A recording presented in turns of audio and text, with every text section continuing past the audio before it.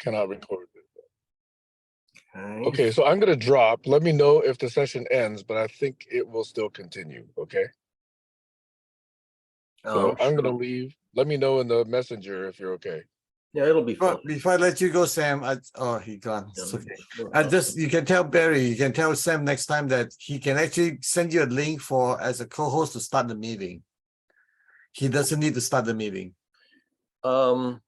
I just learned that yesterday, a couple of days ago. He can make me a permanent co-host of his account.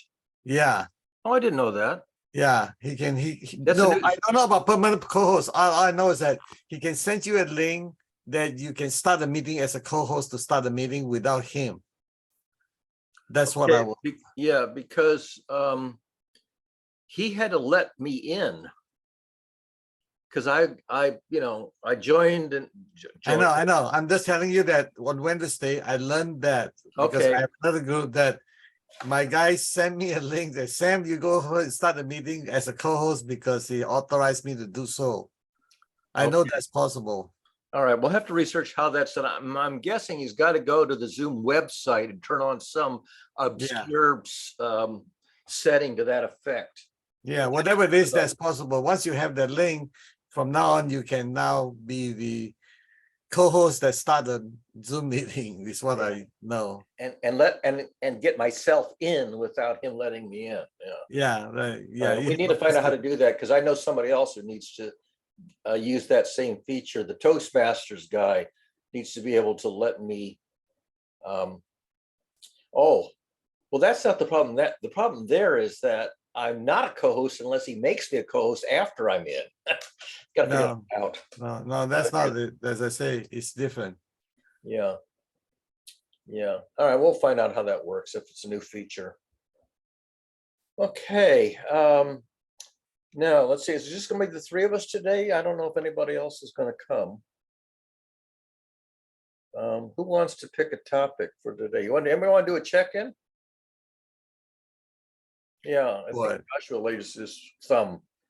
Well, I'm just waking up. That's my check-in. I'm still stirring my coffee, and thank you both of you guys for letting me know that the meeting was still happening because I was about to go. You know what? I guess it's not happening today, but I figured I'd check in with you guys, and I'm glad I did.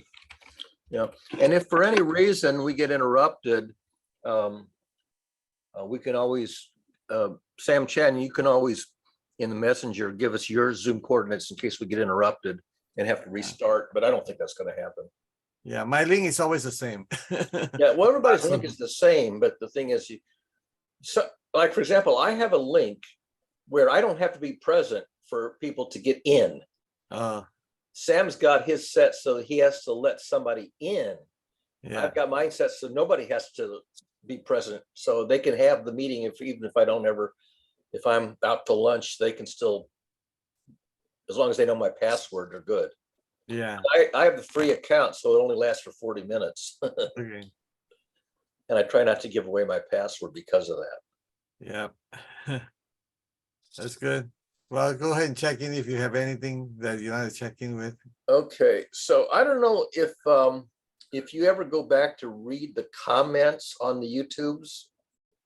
The one from April 30th, which is the one where Sam was, I'll use a euphemism, employing proof by vigorous assertion. Do you recognize that expression? Proof by vigorous assertion. There's a guy who I don't really know him, but he went on YouTube and put a whole slew of comments, point by point, minute by minute.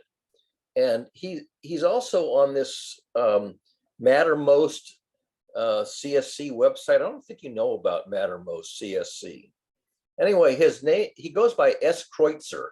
I don't know his real first name, but he commented on it on the CSC Mattermost website. And then I found that he also put even longer comments on the YouTube comment section. And I haven't studied the longer set of comments, but the short comment that he put in Mattermost was analyzing the discrepancy between Sam's perspective and mine. And a little bit like Joshua, I think he was favoring my perspective as being more deeper, more technical, and more subtle, and criticizing Sam's as being a little bit, what's the word I'm looking for? Underdeveloped, shall we say. When it comes to tact and diplomacy, I never have quite the right euphemisms that's polite. But I came across somebody published a word of the day that I don't know if I ever came across this word before. It's called sputtle. Do you ever hear a word of the day, sputtle, SP? It's a really old-fashioned word. And what it means is spending a lot of time getting absolutely nowhere on a project. Sputtle is mean to work really hard, do a lot of all kinds of things, and nothing actually, makes any net progress after a long amount of time. And this word of the day sort of characterizes, human civilization, especially in politics, but in a lot of activities, where you just, you grind away at something and you make no net progress for, a long time. And I joked, I tagged Sam on it and I said, we should rename GCC Sputtle Cafe. Because we meet every week, for 4 hours a week, and after 5 years, there's no net product and negligible evidence that we are converging towards a product by means of collaboration. We talk about the concept of collaboration, but we never actually demonstrate. We tend to be more in the arguing slight differences in perspective, or maybe big differences in perspective, but never saying, this is the thing about agreement. There was this long period of time where they talked about coming to an agreement, a GCC agreement, and it never came. We never wrote an agreement. You recall that, Joshua? That GCC never had a document that was what I would call a social contract, an agreed upon terms of engagement, how we're going to relate to each other, and an agreed upon objective that we're all going to put our oar in the water and all row in the same direction as a team towards some objective. And I think it's time to really, go ahead, Joshua. Oh, I was just going to say this was the conundrum is, okay, we have it. Let's write it down. Doug had it, started writing it down. And then we never decided on how we were going to take a vote on it. So we never exactly, where we got stuck was membership, not the agreement part. We did really good with agreements. We had a lot written down, a lot of possible agreements to vote on, but we never stopped and said, these are the people that are allowed to vote on that agreement. We never stopped the vote count. Oh, that's interesting. So, see, in a social contract, everybody who's going to become a member of the community has to consent. Now, that doesn't mean that it has to be perfect by everybody's criteria. You can't meet everybody's 100% of all their values, but at least for some particular subset of values, everybody says, well, that's at least within the spectrum of my values. So for the purpose of that one value or two or three values, everybody has agreed that they're going to align with that one or two or subset of values. And we never got a consensus, which means everybody, there wasn't one person that said thumbs down to everything. Well, right. And the reason why was because I said, okay, let's take a vote. And then new people joined, some people left. Right. So I said, okay, we have to let the people that left have at least, before we do the vote, we have to ask them, do you want to vote? So we never had that discussion, is if someone's not coming regularly to a meeting, are they still allowed to vote? That was the key question. Oh, okay. And if someone joins new, how do they get vetted to the vote count? Do they have to just flick on their YouTube? Because at this time, there was no password. Anyone could join. It was called Open Thursdays. And just to be clear, if you go to the website, it's still on there. Open Thursday, Friday experiment, Saturday barn raising, and Sunday unblocking. That was the structure at that time. Yeah, and it never had a protocol that arrived at a convergence process, that it ever achieved that everybody agreed on some level to meet, so that everybody said, we're going to meet on this level for everybody. And I will simply say, Joshua, that when I started an online learning community back in the early 90s, it was a social contract community. And the founders wrote the first version of the social contract. And Right, then every new person who came in afterwards was told the terms of the social contract and said, can you agree to these terms? If you can agree to these terms, then you can become a member, and you become a provisional member for, I don't know, like a month or something, to demonstrate that, yes, that was a genuine assertion that you can agree, and you had to achieve some minimum demonstration, and you had to have a sponsor who says, yes, I will sponsor this person to mentor them.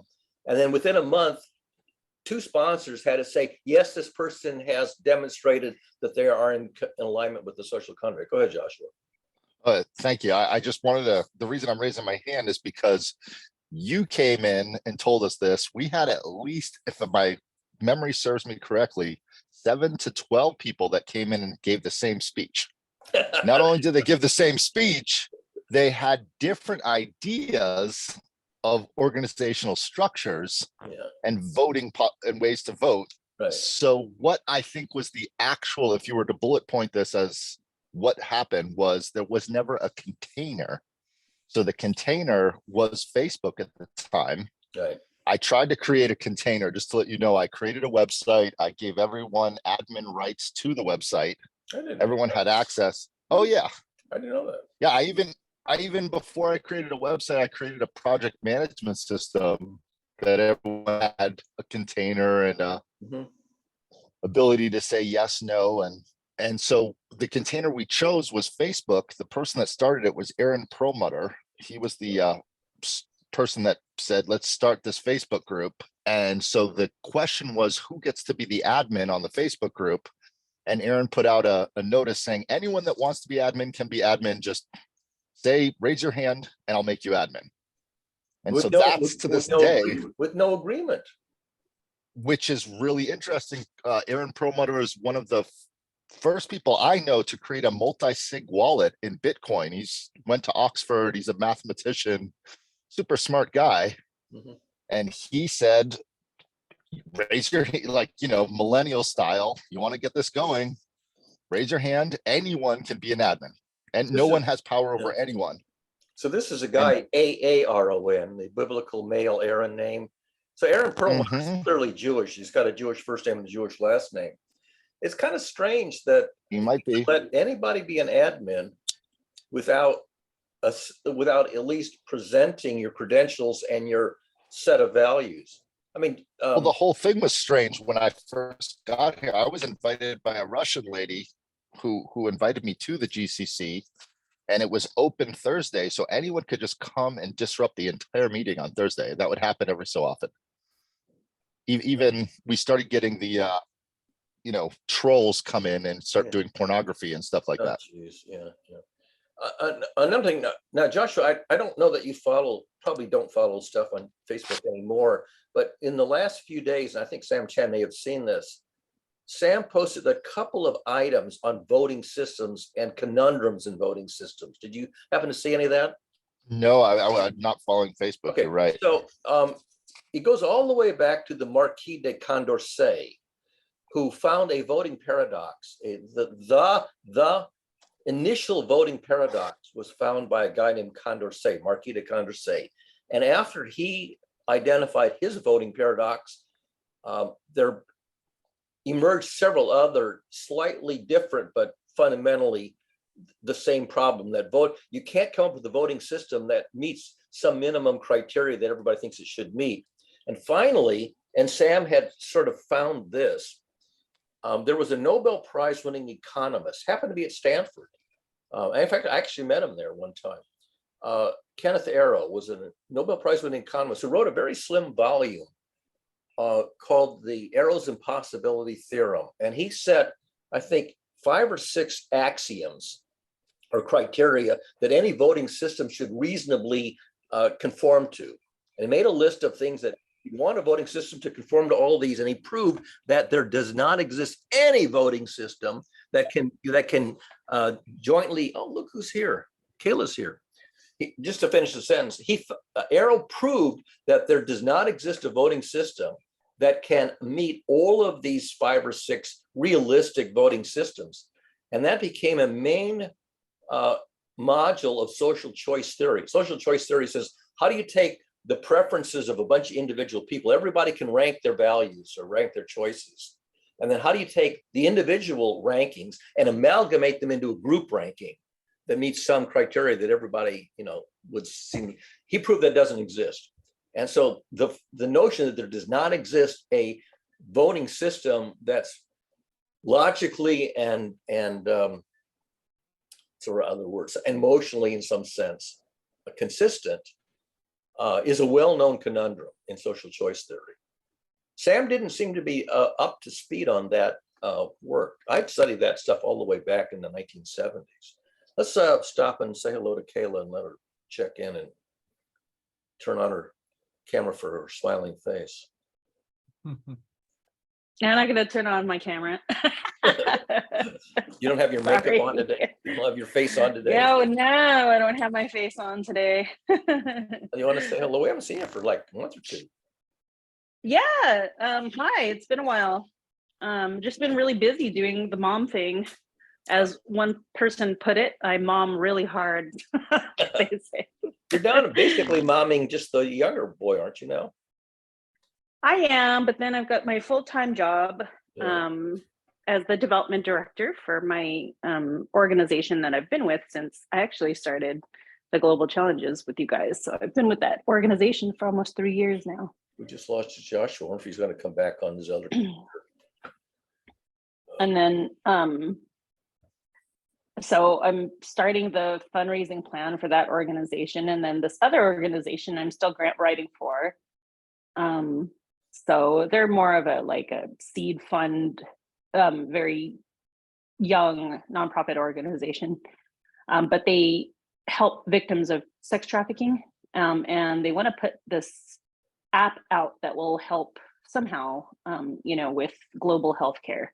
So we're, trying to get that started for them. And then my other son is, the son that is with me, he is now 12 years old and he is full blown in his acting career. So we're waiting for word from Disney. Hopefully he'll get like a really good television spot with them.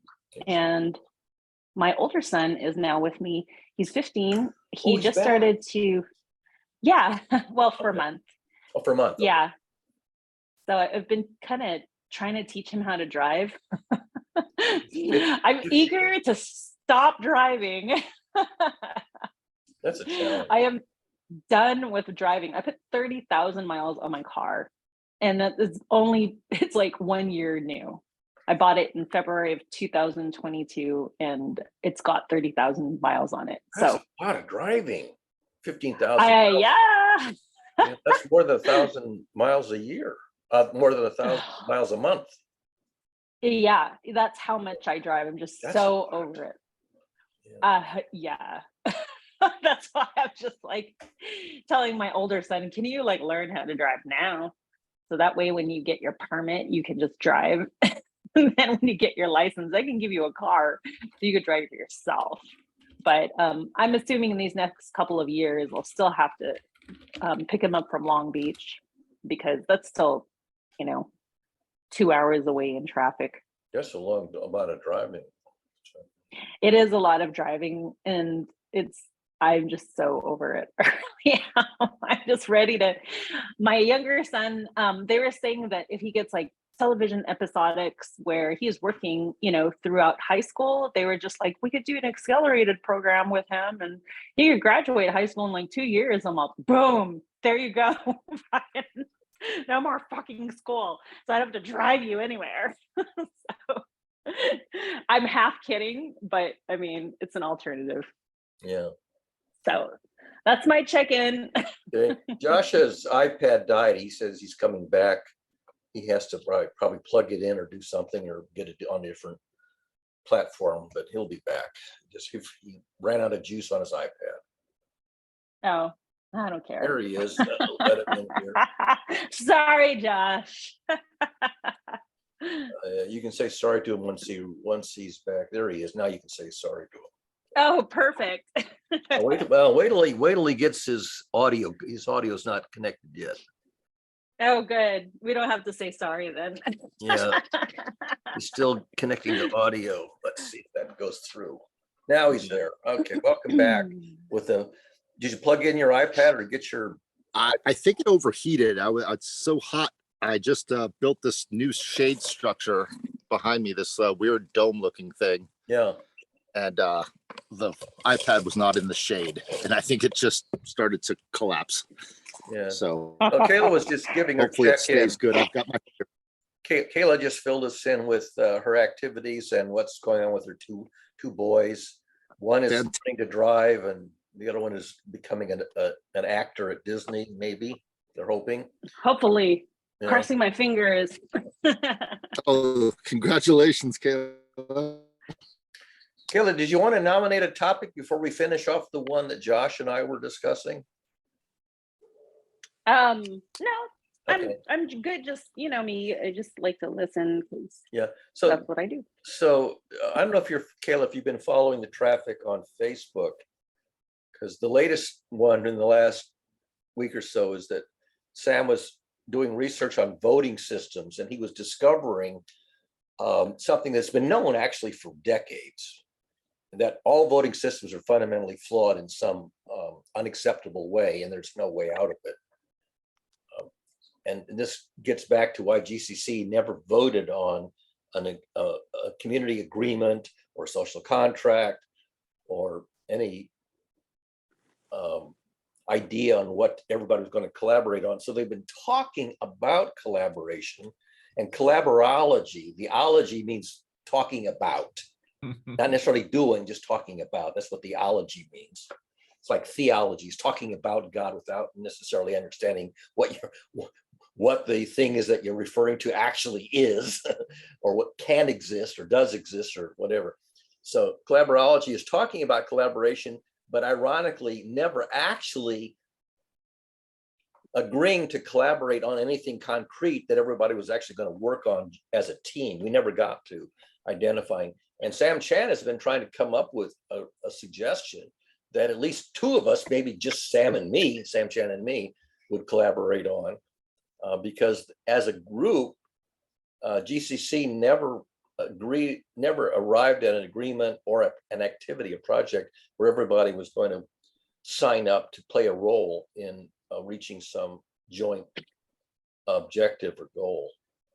And I want to sort of fill in Sam on that background, but then he's off with his parents' day. Go ahead, Joshua. Yeah, I'm just saying this was the sticky subject for over a year. And it got to the point where a bunch of people forked the GCC and created their own, which was called Practical Knowledge Ecology. I think that's what it was called, PKE, Practical Knowledge Ecology, which was a way to collaborate without voting and just start collaborating. Yeah. And that was really good right in the beginning and turned out to be a disaster. Yeah. It's basically politics because people have disparate values. You have maybe one value that you hold sacred, possibly, and you may have some subordinate values which are not inconsistent with your highest value, but you've got sort of a list of values. For example, learning and learning communities. That's sort of my highest value. That we're all here to learn, and that's a paramount value, but it's not the only value. Yeah, I'm only bringing this up because this is a well covered here in this collaborology, whatever you want to call it, whatever it started out as, whatever it morphed into and become. There was a lot of iterations, there was a lot of discussions, there was a lot of people. The best, just from my knowledge, to just share with both you and Sam Chan and Kayla is Chris Cook from, I believe, I'm trying to remember what he came in. I can look it up. Sorry, I'm still not fully awake, but it was an independent organization online that's very famous in the systems thinking realm. But he came up with an idea called non-dominium clubs. And it's a club where no one has dominion over someone, but you can act as an entity.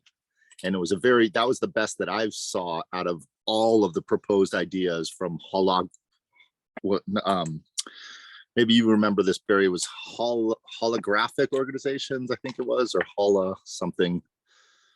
But there was many things discussed. That's not ringing any bells.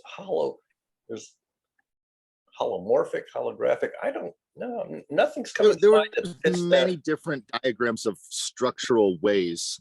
And I'm just saying, literally, from my recollection, we covered everything. I can't think of any type of organizational structure we didn't cover.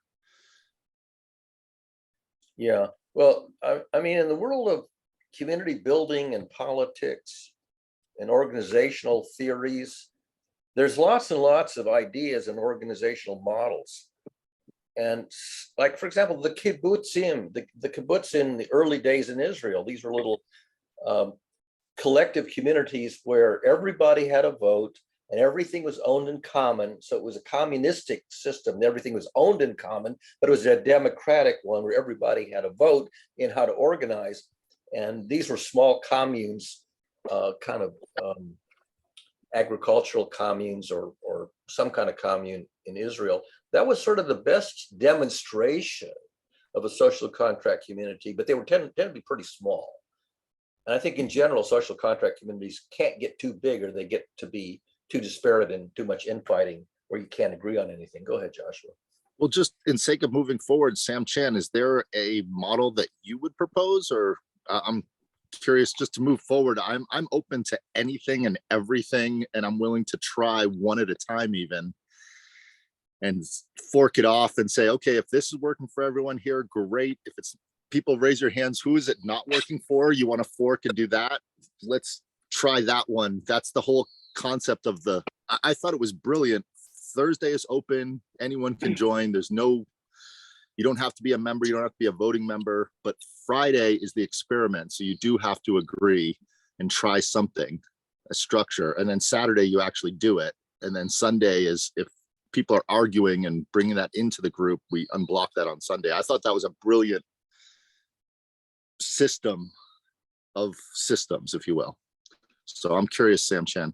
Yeah, so it's really simple and it's complicated at the same time. It's like the word love, you know. So it's like you can do a math equation on love because it doesn't exist. So we can do a fuzzy logic about love on the math equations. Anyway, the most important couple of things. My successful strategy is this: I would listen and listen and listen and listen until everybody finished talking.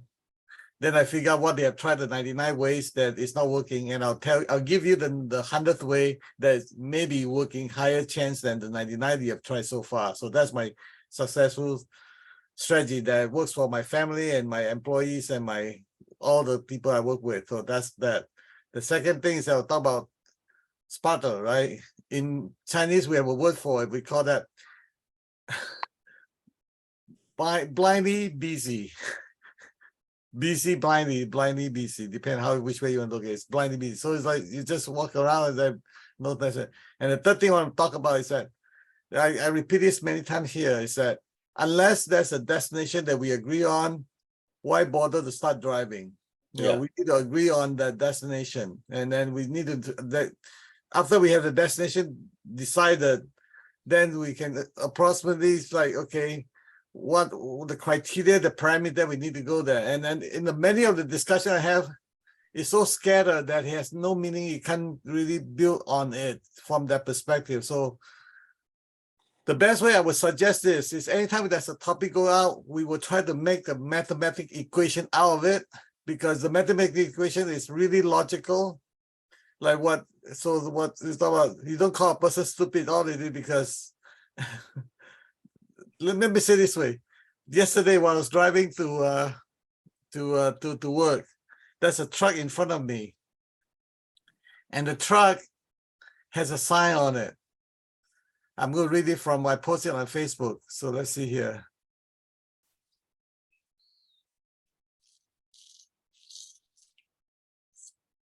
Imagine that you're driving and you see a sign on the big truck that says, if you can't see me, I can't see you. Right. All right. The next one I say is that if you cannot understand my point of view, I can't understand yours either. The last one is my favorite.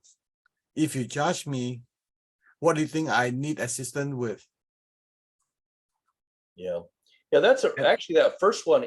If you can't see the side view mirror on the truck in front of you, then he can't see you either. And That's that's right. what you got to be able to see his side view mirror so that when he looks at the side view mirror, he can see you. That's just Right. geometry. And That was the first time I saw that sign. I thought that's brilliant. You know, it's a very simple mathematical statement of geometry, which is not obvious to a naive person. If you're so close behind a person, behind a big truck, that you can no longer see the side view mirror, then he can't tell that you're behind him. yeah, and in that simple example, if we can see you, I can see you, you can see me. That is the point I'm trying to make here today, is that unless we have a goal, we cannot see each other, where the hell each other going. That's Right. number one. Right. Number two, whenever somebody have a judgment, a disagreement, and guess what happened? Nobody's seeing anybody, Right. because we are not going. How could you have progress if we are not seeing everybody? It's like even the commander or a general, they need to see the soldier, where the bombs is, where the starship is, or whatever that is commanding, right? So it's really important for us to recognize that here, this is the weakness, and how could we clarify that? So I call that, I have a pair of new glasses tuned to the, I can see, I can count the hair on the spider. That's what you need to be when you're dealing with maybe. And the other thing also is that we talk about voting. I mean, I laugh at that voting theorem or 6, whatever the Stanford professor did. From my perspective, if you look at the very basic human nature, everybody is selfish for survival. How could a voting system allow you to collaborate on the greater goods? Right. If there's a shortage of resources, not enough resources for everybody to survive, who's going to be sacrificed is the one who doesn't get food today. That's right. And that shortage of resources to support everybody into their well-being, that's what people fight. That's what they go to war over land and over resources. And there's a shortage. There's not enough to support 8 billion people. Go ahead, Joshua. So I agree with all the things that everyone just said. I think they're all very important. And the only system I came up with, if we're going to continue to use the container of Zoom, is to have a lobby. So in other words, have one person each week or each meeting that takes the meet and greet role. Yeah. So their job is to make sure when someone comes in, just like we were all trying to meet, that the people that are coming in get at least vetted by one person to say, okay, you're here. Let me look and see if you're on the list, just the doorkeeper. Right. And then the other thing is to not just have one meeting room. So if we think of it as a hotel with a bunch of rooms, so there's a person at the lobby inviting people into the conference area. And then inside of that area, there's a bunch of doors. And so that would allow for conversations to continue. If someone is disrupting the main hall, the main meeting room, they have a chance to take that concept, move it to another side room and continue it, so no one ever feels that they're not being heard. Which means if someone says, I don't want to be here in this main room, I think there's always going to be the disruptor that comes out. And so if that person says, I want to discuss this, and this is not the topic today, you have the ability to move them split off the Zoom room into another room, and anyone that wants to follow them can, and then let's continue the meeting back. And that would allow it, I believe with Zoom, it can go up to, I think, hundreds. Do you guys know the limits of Zoom? I don't know. I don't. Obviously, you don't need more rooms than the number of people present. Everybody can be in their own little cloister. Actually, Doug Breitbart, on one occasion, did adopt that practice because Colin wanted to talk about something. And so Doug Breitbart put Colin in his room and said, anybody who wants to talk about Colin's topic can go there. Nobody went there. And after a while, I don't know, 5 or however many minutes, Colin came back and realized nobody was interested in what he wanted to talk about. Very effective. He did put him in his own room and said, anybody can go to that room and attend to Colin's topic of the day. And, that was a very good, I'm glad he did that, because I was among the people who had proposed that way back when Doug was still running his what day was Doug running? Again, anytime there's a problem, again, my suggestion is that to think of it like a mathematician, right? So what's wrong with Zoom? What's the limitation? Is synchronized communication, verbal, okay, non-digital communication, okay? They create a lot of misunderstanding, Right. fussiness, and all that crap. From my perspective, it's like really, I'm not very useful except to build relationships. I like you, you like me, we're smiling each other, good to go, but nothing happened. So my suggestion, if I want to be real serious about going, is there's a new platform that I'm playing with right now. It's called Heartbeat. Say I'm again. not sure. Heartbeat. Hotbed? Heartbeat. Heartbeat. Okay. Yeah. So what I like about it is that it allow you to have synchronized, asynchronized. It allows you to have topics, subtopic, and subtopics. You can create a circle for that. So you can have as many subtopics as you want, and then you can have notification. They even have apps on the phone as well as on the desktop as well. What I like about it is that because again, you need to be synchronized, asynchronized. You need to have digital, black and white, so that you can the mathematical equation can be all worked out beautifully, so you can see the theorem and all that stuff. Now, again, we're not going to try to get precisely 100% on agreement on everything. Just remember, if we get 30% agreement, it's good to go for that small group of 30%. Don't even think about. Yeah. If you can get 12 people, that's a seminar. I mean, sometimes 6 people is a seminar, but the biggest seminar that you need is 36, because you want to cover a topic at all levels, from the most concrete to the most abstract, and Right. everything in between. Then you need 6 people at each level of abstraction. This is the famous Kabbalistic Lamed Vav, the 36 questions. That there's 6 questions: who, what, where, when, why, and how, at 6 levels of abstraction. That's right. So, you know, you're on the first floor, you're going to have the most concrete example: who, what, where, when, why, and how. And then second floor, you have one meta level of abstraction. And then you go up to the most abstract level on the 6th floor, and that's 36 altogether. But you might only divide them up into 6 floors. So you have six rooms or six stories, and you work at whatever level of Right. abstraction makes sense. So there are models that go all the way back, you know, in history. But Well- I mean, for the example, in what we were talking about in the Zoom, the other way, the complementary way, is that you're in the nexus, you're in the lobby, and one person's dominating the lobby with some nonsense that nobody cares about. Then the people who don't care about it, they retreat to a mezzanine. And everybody retreats from the lobby to the mezzanine, except the one person who's dominating the lobby, and they're left by themselves because they don't know about the mezzanine. The people privately said, "Oh, let's you and me retreat to a mezzanine," and everybody except the dominant person ends up in the mezzanine. So it's the same idea, except it's inverted. And I've seen both mechanisms used. Go ahead, either Sam. Yeah, I belong to a community. It's a regeneration pollination. The website is regenerationpollination.earth, and it's a subset of a regeneration collaboratory that has regular meetings on all different topics. It's a pretty well-established organization, 501c3, blah, blah, blah. But the pollination aspect is the get to know who wants to talk to who.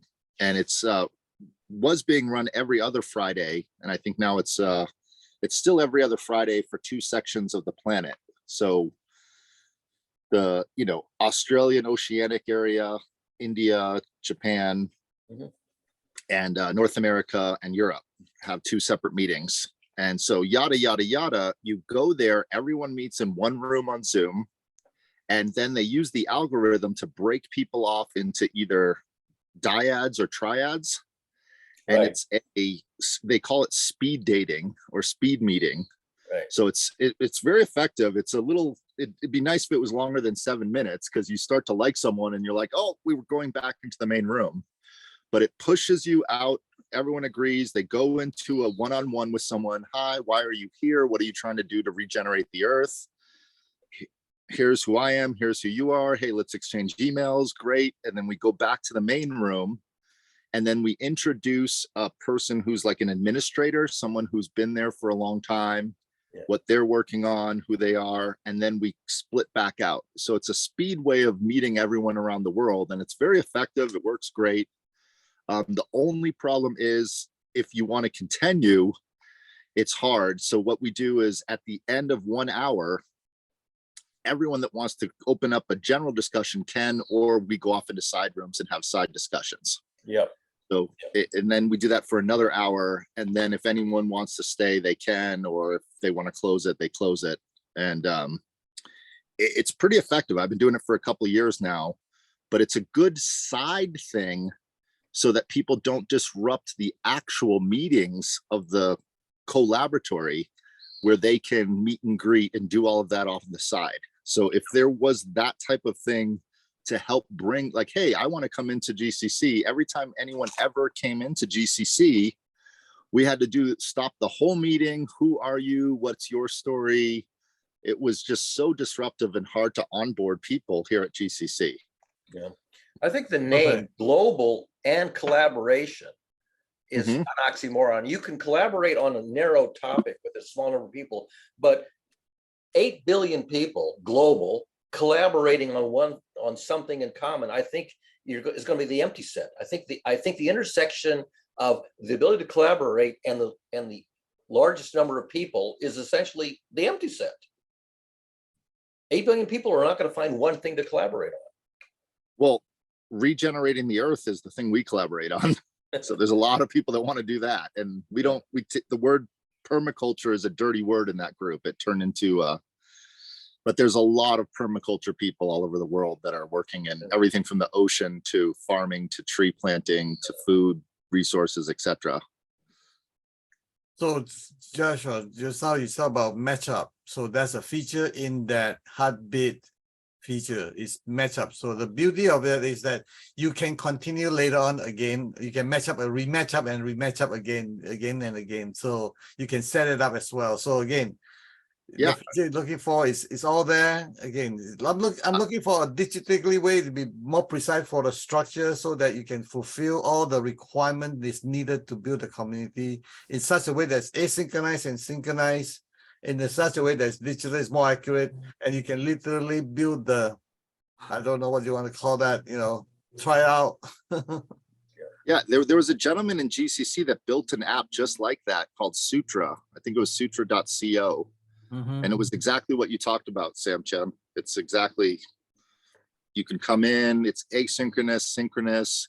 You can start discussions. It has threaded conversations. We tried it for a little bit. He presented it to GCC. It even had an app on the iPhone. But I think it works great. Do you have the app built? Do you need help building the app, or? No, basically the app is already out there. I just put the link on it and talk about more about it on there for you. You can check it out. And if you can create courses, you can create a class in that platform so that people can take classes and you can charge people for it, or we don't charge people for it, whatever you decided to do it. So it's a teaching platform, it's a collaboration platform, it's a message. It's Mighty Networks. No, Mighty Networks is just a comparison perspective. It's another perspective. I'm very familiar with Mighty Networks. Yeah. So it's a platform on Mighty Networks. No. It's a platform that's competition with Mighty Network. That's new. It's a newer, better, and more friendly, and much more easy to use. And the most important is friendliness. It's much, Mighty Networks it's hard to versus Mighty Networks. Okay.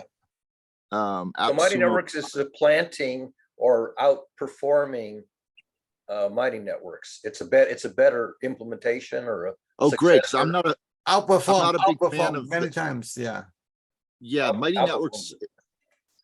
As a web developer, I keep track of all these different websites. Yeah. And Mighty Networks is one that popped up, was a great way for people that don't know how to build their own network to use their resources and pay the money. It's hard to use. It's not user friendly. No, I don't like it. Yeah. So this is think of that. It has all the features that Mighty Network and more, and as well as much more is user friendly. And what's the cost? Right now, I don't remember. You got 14 days to try it out for free. And then after that, I don't remember. There's a charge. I think I put on the link. It's not much. I mean, I mean, I'm not worried about paying for it. So it's if it works, go for it. Yeah, I'm not worried about paying for it. I just want to make sure that people, Yeah, it's a less than $100 a month. So I don't That's remember. still a lot of money. I mean, $49 per month. That's $49 per month. Okay. Yeah. Because Everybody shipping $10. yeah, here, sorry, I'm trying to get back to you guys. are you switching? I know my financing for a year, so let's not worry about it. So if that works, Yeah, I proposed at the time I was using a software. It's called Basecamp. It's a project management software. Are you familiar with that, Sam? yeah, heard of it. It's Jason Fried, the guy who started using Ruby on Rails, built a great software. But at the time I proposed it, it was a flat fee for unlimited users up to 100,000. Wow. So that way I was paying $100. I'm still paying for it. I use it for my company, but I wanted to try and use it to break it to see if I could get 100,000 users. Well, that's your motivation. Remember, that's your goal. You're going to get it. So you're going to give up everything else except that goal. Yeah. Just well, be careful what you wish for. No, I did it. I did it. It's. My point is that you're going to get what you want, but then you're not going to get whatever you don't want, right? I'm just saying, like, to me, the idea of a non-dominium club is an idea like a Costco is a club. Right. And I love the concept of if you get enough people and share enough resources, the prices keep going down. Exactly. Yeah, of course. Yeah. And that's the one thing I'd like to do is if we are going to set up something, it'd be something where the more people that join, the less barrier to entry for more people. So if we started off and we're paying, a certain amount, as long as we can share those resources with more people, that would be great. So a couple of things on the Heartbeat platform, you can have a charging, dues paying customer, members. You can have a non-paying customer. You can have a teacher that collects for the classes. You can have as a consultant, as a one-on-one coaching or whatever. There's much more flexible in that way. So it's paying. Do you have an account? Could you show us? I would be.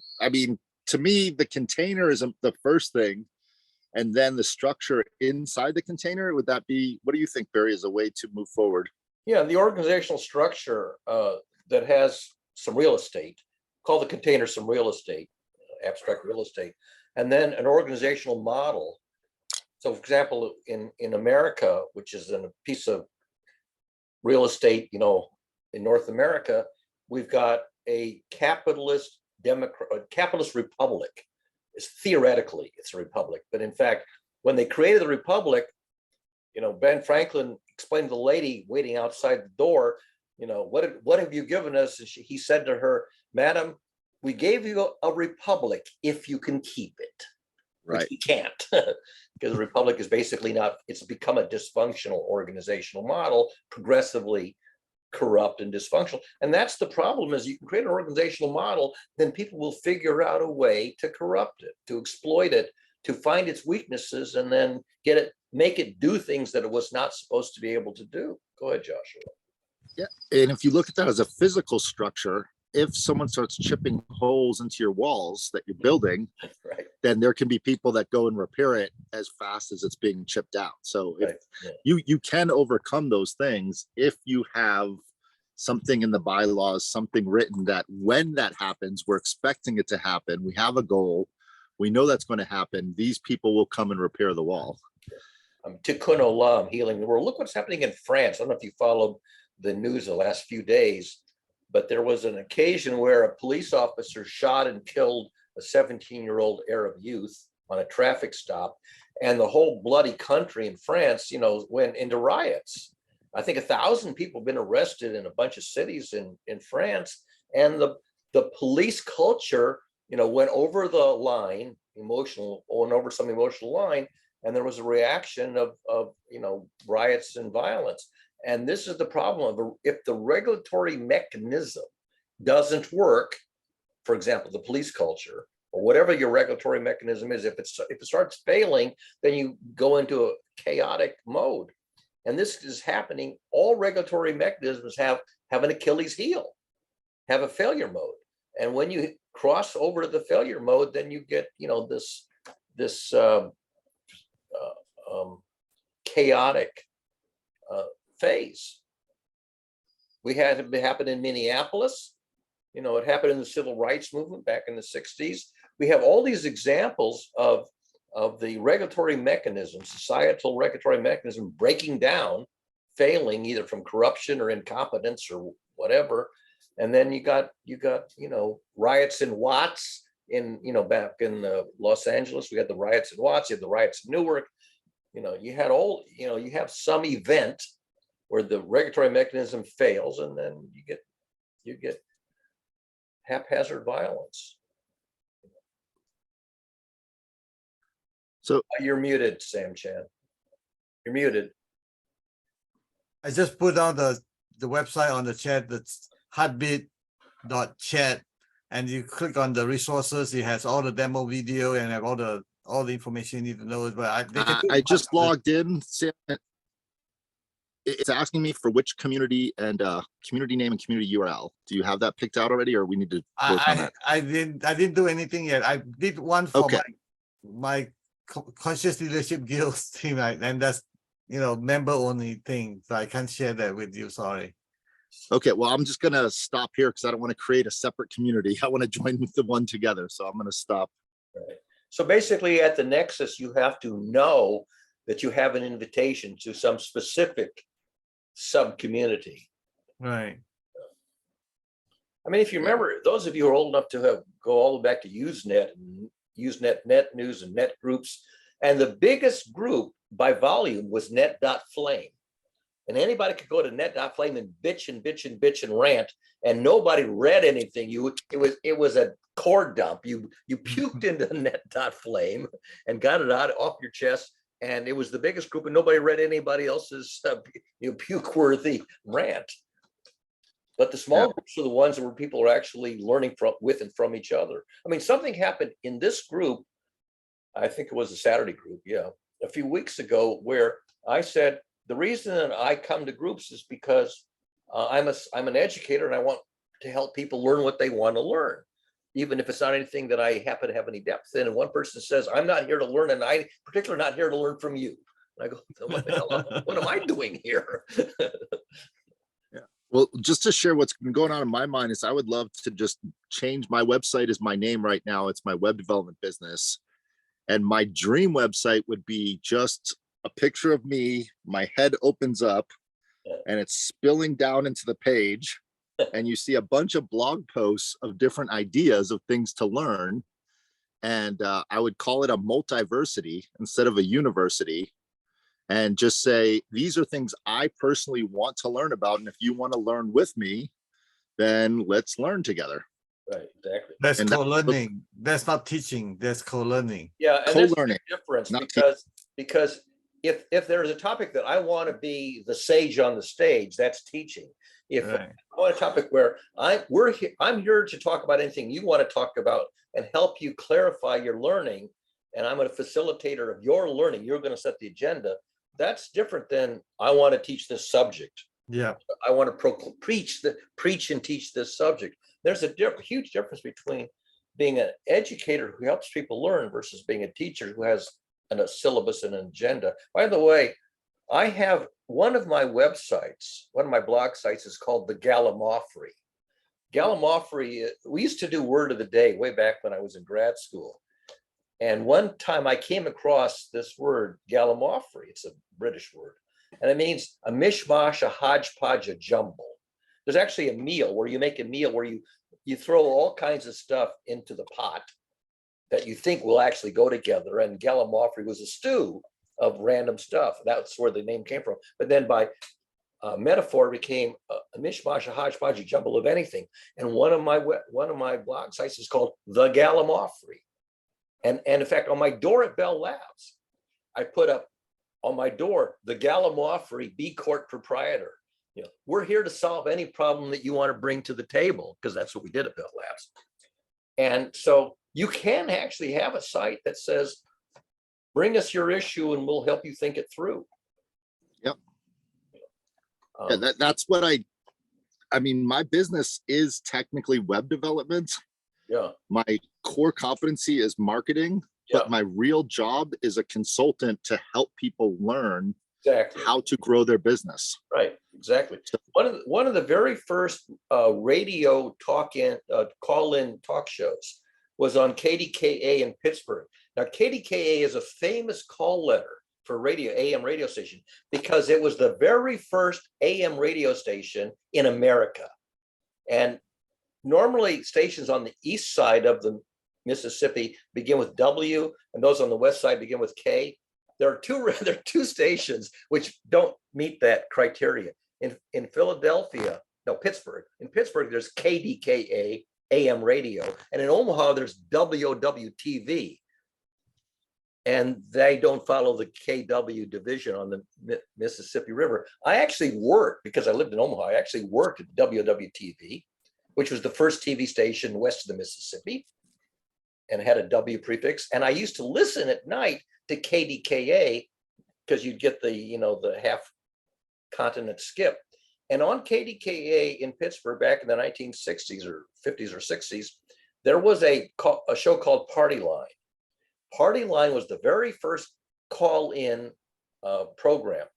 And a couple, Ed and Wendy King, were the host. And their advertising slogan is, "We're here to talk about anything you want to talk about." Now, they didn't put the caller on the air. The caller called in and spoke privately to Ed or Wendy, and then Ed or Wendy would repeat what the caller had called in to talk about, and then they would talk about it. And so, I have this history of pioneering, either as a listener or as a participant in pioneering media, like call-in radio programs and community operations. And Zoom is kind of the same way. Joshua went out and came back in again. He's on a different system, I guess, now. Yeah, I apologize. Yeah, I've got to connect to, I better go look after Aya real quick, but before I jump over, I'll be right back, but I want to propose global learning communities as opposed to global challenges community. Yeah. That's right. It was challenges, not collaboration. I actually had it's global challenges, not collaboration. Yep. Yeah, you're right. I'm terrible with these 3-letter acronyms. I never remember what they stand for. Almost all of them, I have to stop and think what they stand for. But yeah, I always thought that a learning community would be very attractive to a certain subset of people who enjoy learning. And it turns out there are people who are averse to learning for whatever reason. They're averse to it and they don't want to be in a learning community, and they eventually will say so. And they'll say, then what are you doing here, or what am I doing here? Yeah, thank you, Barry. I'm so glad you talk about some people don't want to be in a learning community. So the way I think about it is, and when something's not working, I chunk it down again, further down. So at least there are two types of learning community. There's one with the instructor and there's one without the instructor. Right. Most people want to be the instructor, don't want to be the student. Right.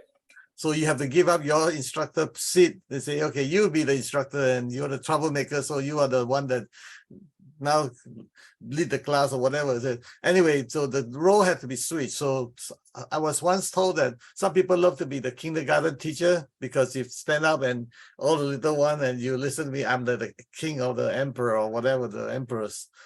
So again, it's about splitting up, chunk it down, so that we have to give whatever people want for that chunk. So okay, I'm not an instructor. I'm the facilitator. I'm the maintenance. I'm the one that sweep the floor and vacuum the place. And I'm inviting you to come to, if you want to sweep the floor and vacuum the place, be my guest also. I can give up that space. Yep. That kind of freedom to choose your role, including the instructor, including the headmasters as well. I have a very good friend I met online. She's a public school teacher in Vancouver, British Columbia. She was teaching 5th grade this year. And she told me, now that the year is over, that 1/3 of her students didn't want to be there. But it's a public school, you got to attend it by law. So she had 2/3 of her students, 1/3 of them were very eager, wanted to be there and wanted to learn. 1/3 of them were there and participated in learning, but weren't eager, but they were still not against it. And then 1/3 of them were absolutely adamantly opposed to having to be there and having to learn. They were very disruptive. And she had to figure out, how am I going to deal with this 1/3 of my students who are disruptive and blocking the other 2/3 from making any learning gains? And it was a very challenging year. And I mean, what do you want with a learning community where 30 students are going to be in the room together every day, and 10 of them don't want to be there and don't want anybody else, don't want to learn, and don't have any respect for the others who do want to learn? This is a problem in the public school system, where what are you going to do with with that 1/3? You know, you just remind me of something that I did. This is about 10 years ago. I was in a restaurant next to my daughter's college, eating Malaysian food. I'm from Malaysia. I love spicy Malaysian food. So, and anyway, make long story short, that the owner of the restaurant have 2 daughters, and both of them are waitresses in the restaurant. Guess what they were doing at the night I was eating there? This is the 5th or 6th time I went there already. So I get to know them and get to chat with them and they trust me and all that. So anyway, they were fighting in front of the customer. And you know what I did? What? After I finished fighting, and then I tell them to both come to me. I whisper in their, both of theirs, I stick in my mouth between both of their ears, say, thank you for practicing on each other, so that next time when you're out there in the world, you are so good that when somebody tries to bully you, you can tell them that, you know what, you're not even come close to what my sister did to me. Yeah. And siblings are like that. Sibling rivalry, it's a meme. And it's a wonderful learning experience, is the way I think about it from that perspective. And unless you can practice on each other, you have no chance of surviving out in the world. Yeah. So anyway, so it's about making, the key is really do you have a way to leverage situations so that in your benefit? So like you have the 3 groups of students. The question is, we are here to learn. So how could we, so we open up the challenge and, okay, kids, let's say 90 students, not 30, right? So say, okay, this is a situation here. How are we going to deal with it? Make it in the platform that so we can co-learn it together. I'm not an instructor. If I were you, this is what I might do, and you have any ideas to do this, deal with the situation, let me know. And this is how you learn, co-learn. You make use of the situation, no matter how bad it is. Again, remember what I say, if I can't see you, you can't see me.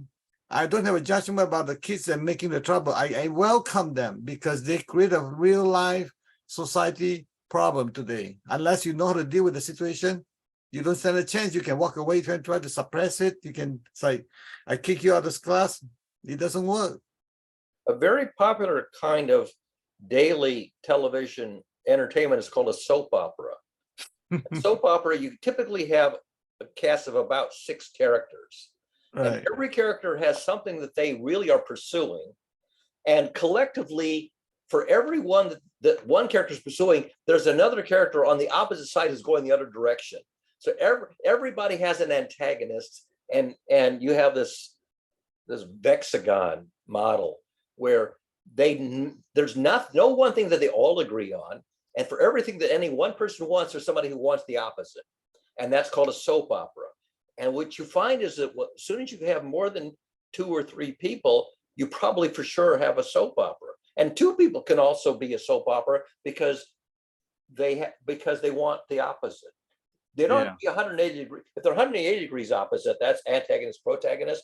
But if each one is pointing in some direction on the compass, and they're all pointing 60 degrees apart, then you got a soap opera, because there's always at least one person who's antagonistic to what you're doing. Thank you. This is what I remind my friend. You say, you know how I say that the actor or the actress or whatever the role is this person is so stupid. I say, if he's smart, then the soap opera is over. Right. So the notion that it's easy to make a soap opera that runs forever and gets nowhere, Sputtle basically you have a community big enough to have at least one antagonist for every protagonist that's trying to do something. You have an opponent, an antagonist. Perfect. So you can tell your friend that, look, you have a perfect soap opera the watered down version, the simpler version of it. So what would you do in that in the situation, soap opera situation?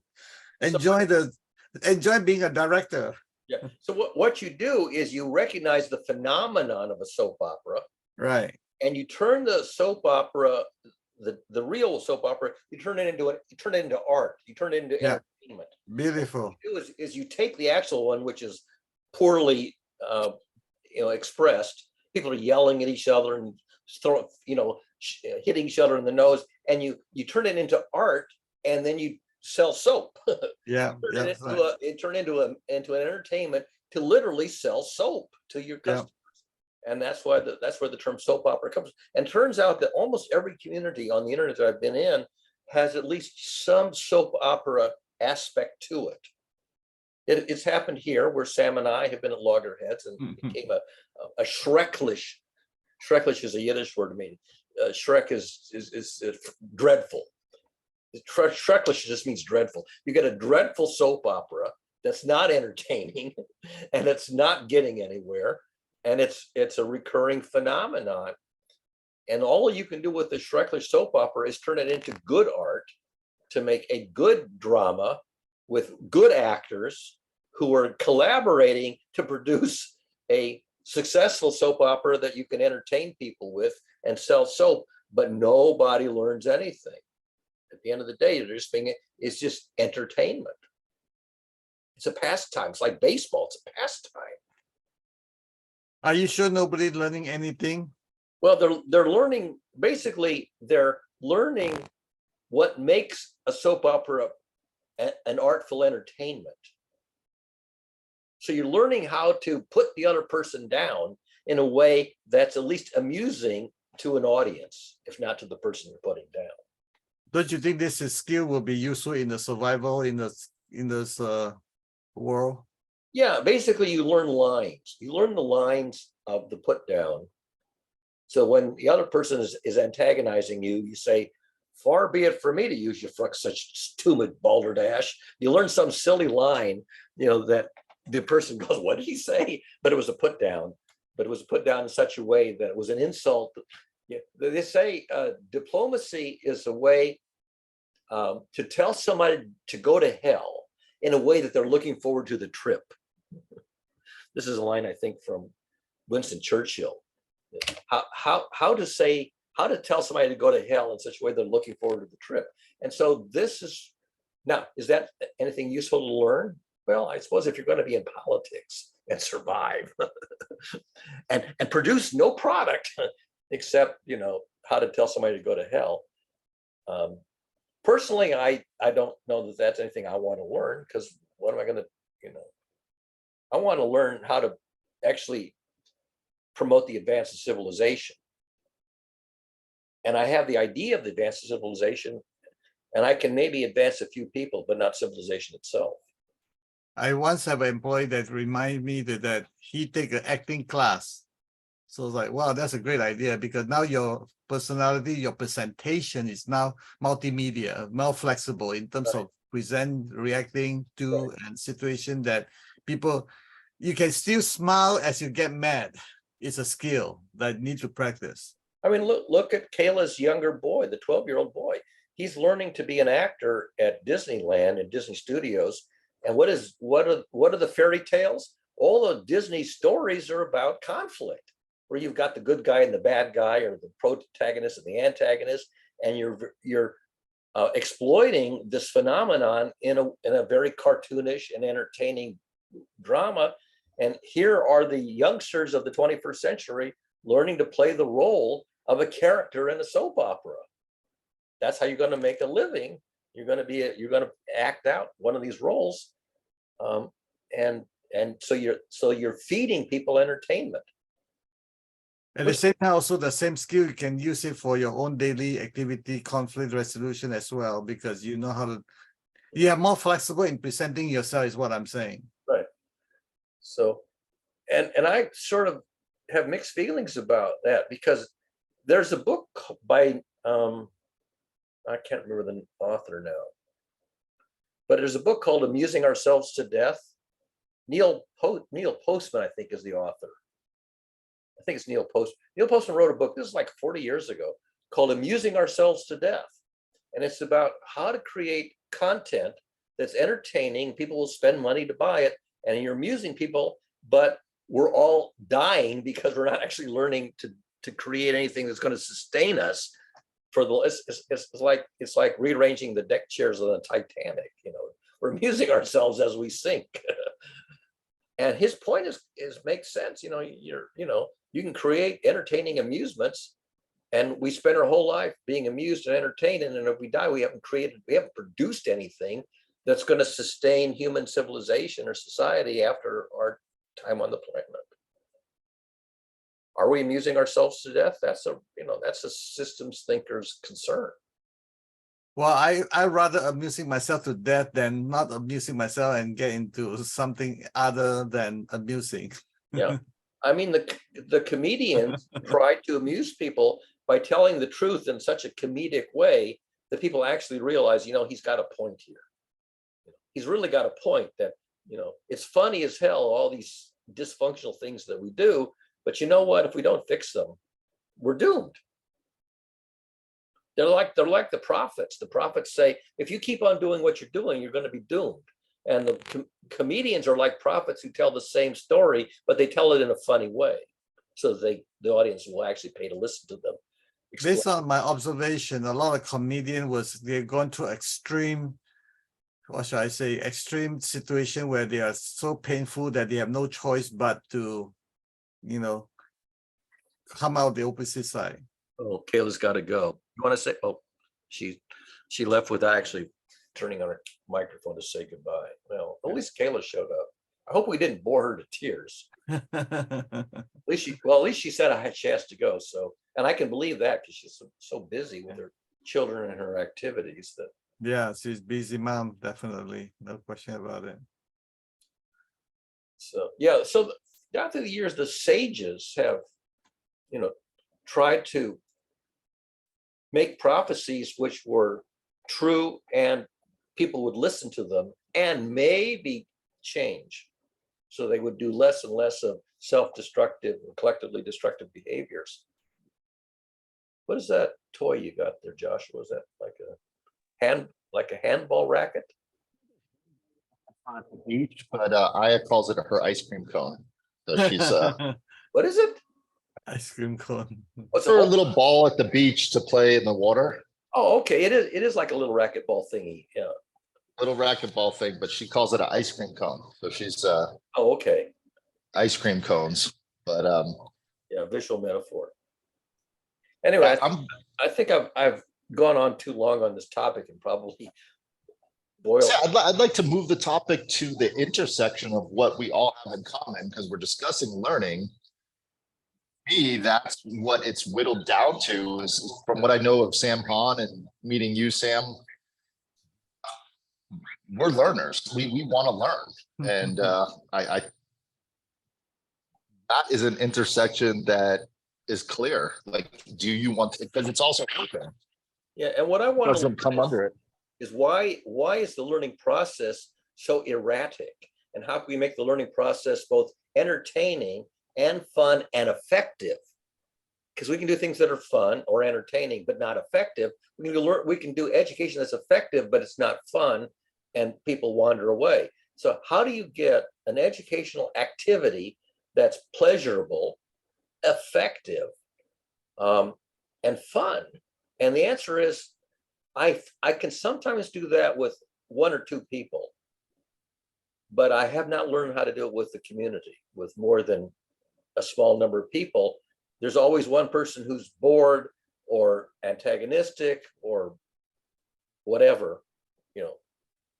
From the mathematical perspective, I don't have this expectation about learning. The only expectation of my learning is that I think of learning as a data collection mode.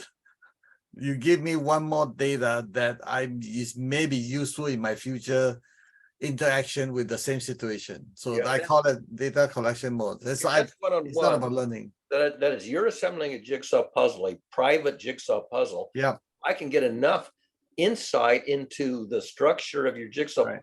and find one of your frontiers, because jigsaw puzzles have these ragged frontiers when they're half assembled. If I can identify one place where I can identify one piece that if I pointed it out to you, oh, that's the piece I'm looking for, and you put it on the and that's a very intense one-on-one.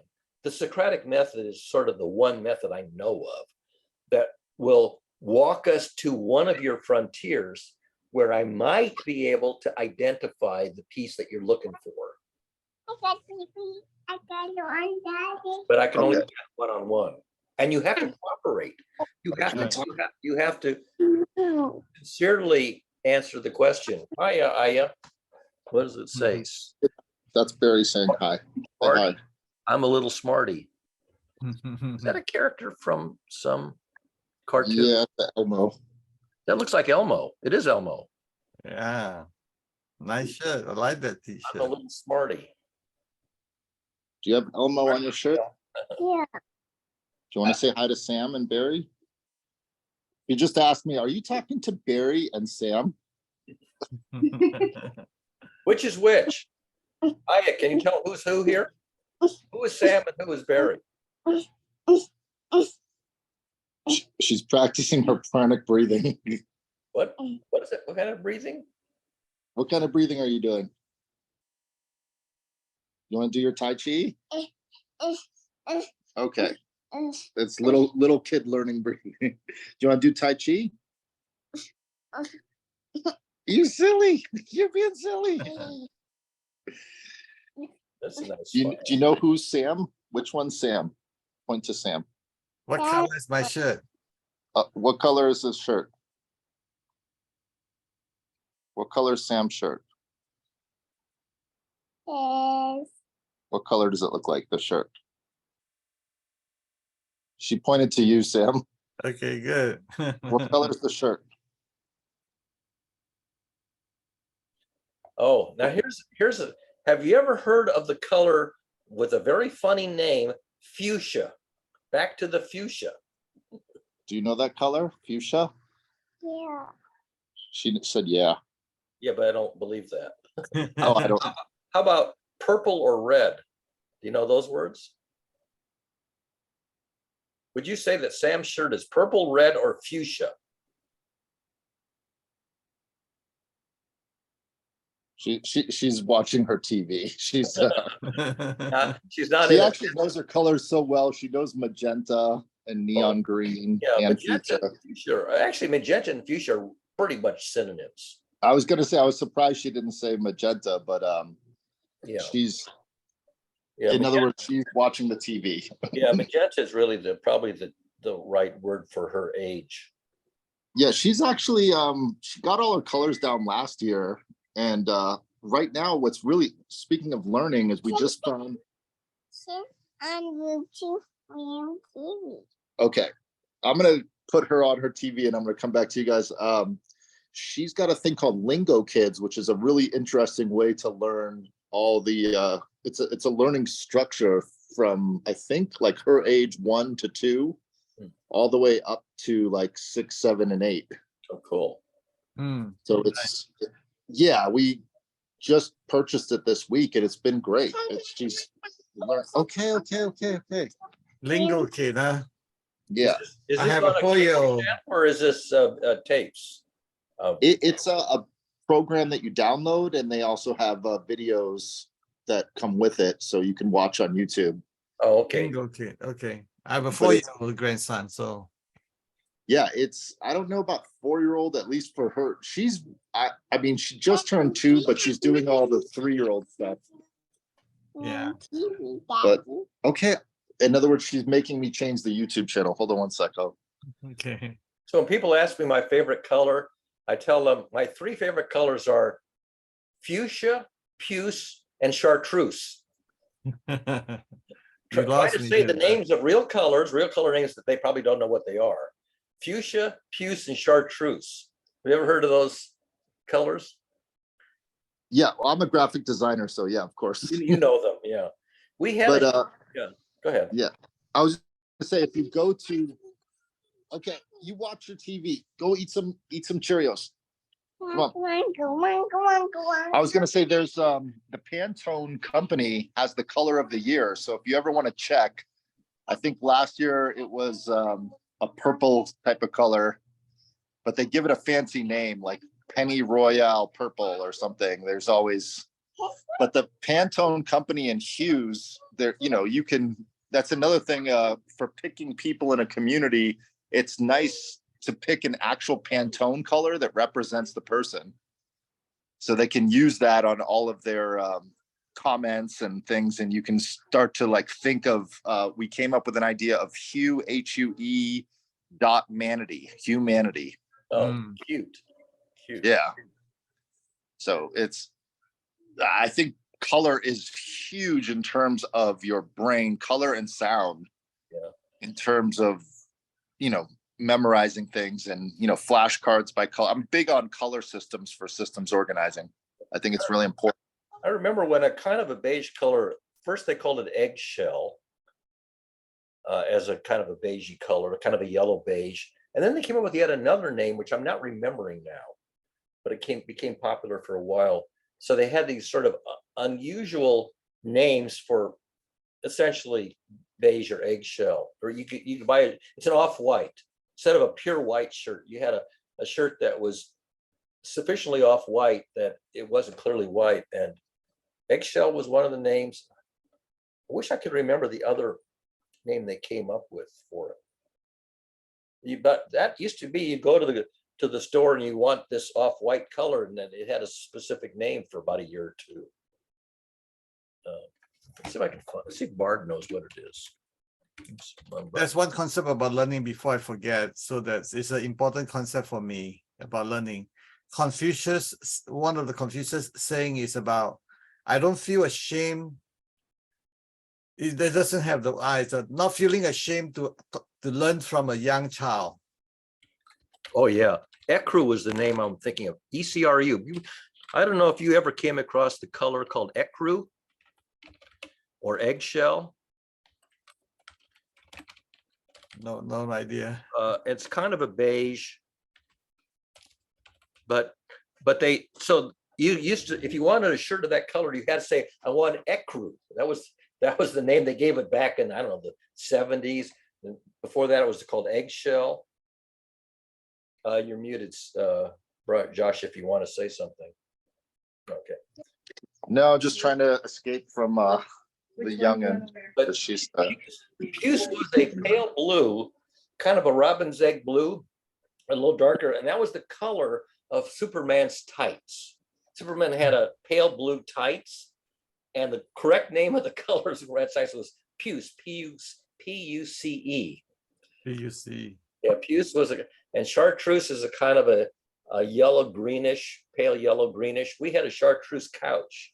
We had a chartreuse sofa. Avocado was a popular color of appliances for a while in the 60s. And so these designer colors, they always had to have these cutesy names. That was not a well-known color name. Yeah. Example, Well, the color of the wall that's off-white was antique linen. So if I wanted to paint, the wall, I'd have to go and ask for antique linen. It was kind of a beige wall color. It wasn't called beige, it was called antique linen. Hey, just to pause, it's 9:30, and I loved where the conversation started. I wanted to move forward. I even went on to download the heartbeat. And we talked many times about changing the name of Global Challenges Collaboration to something else, and we proposed it. We never could take a vote because of the problem we had.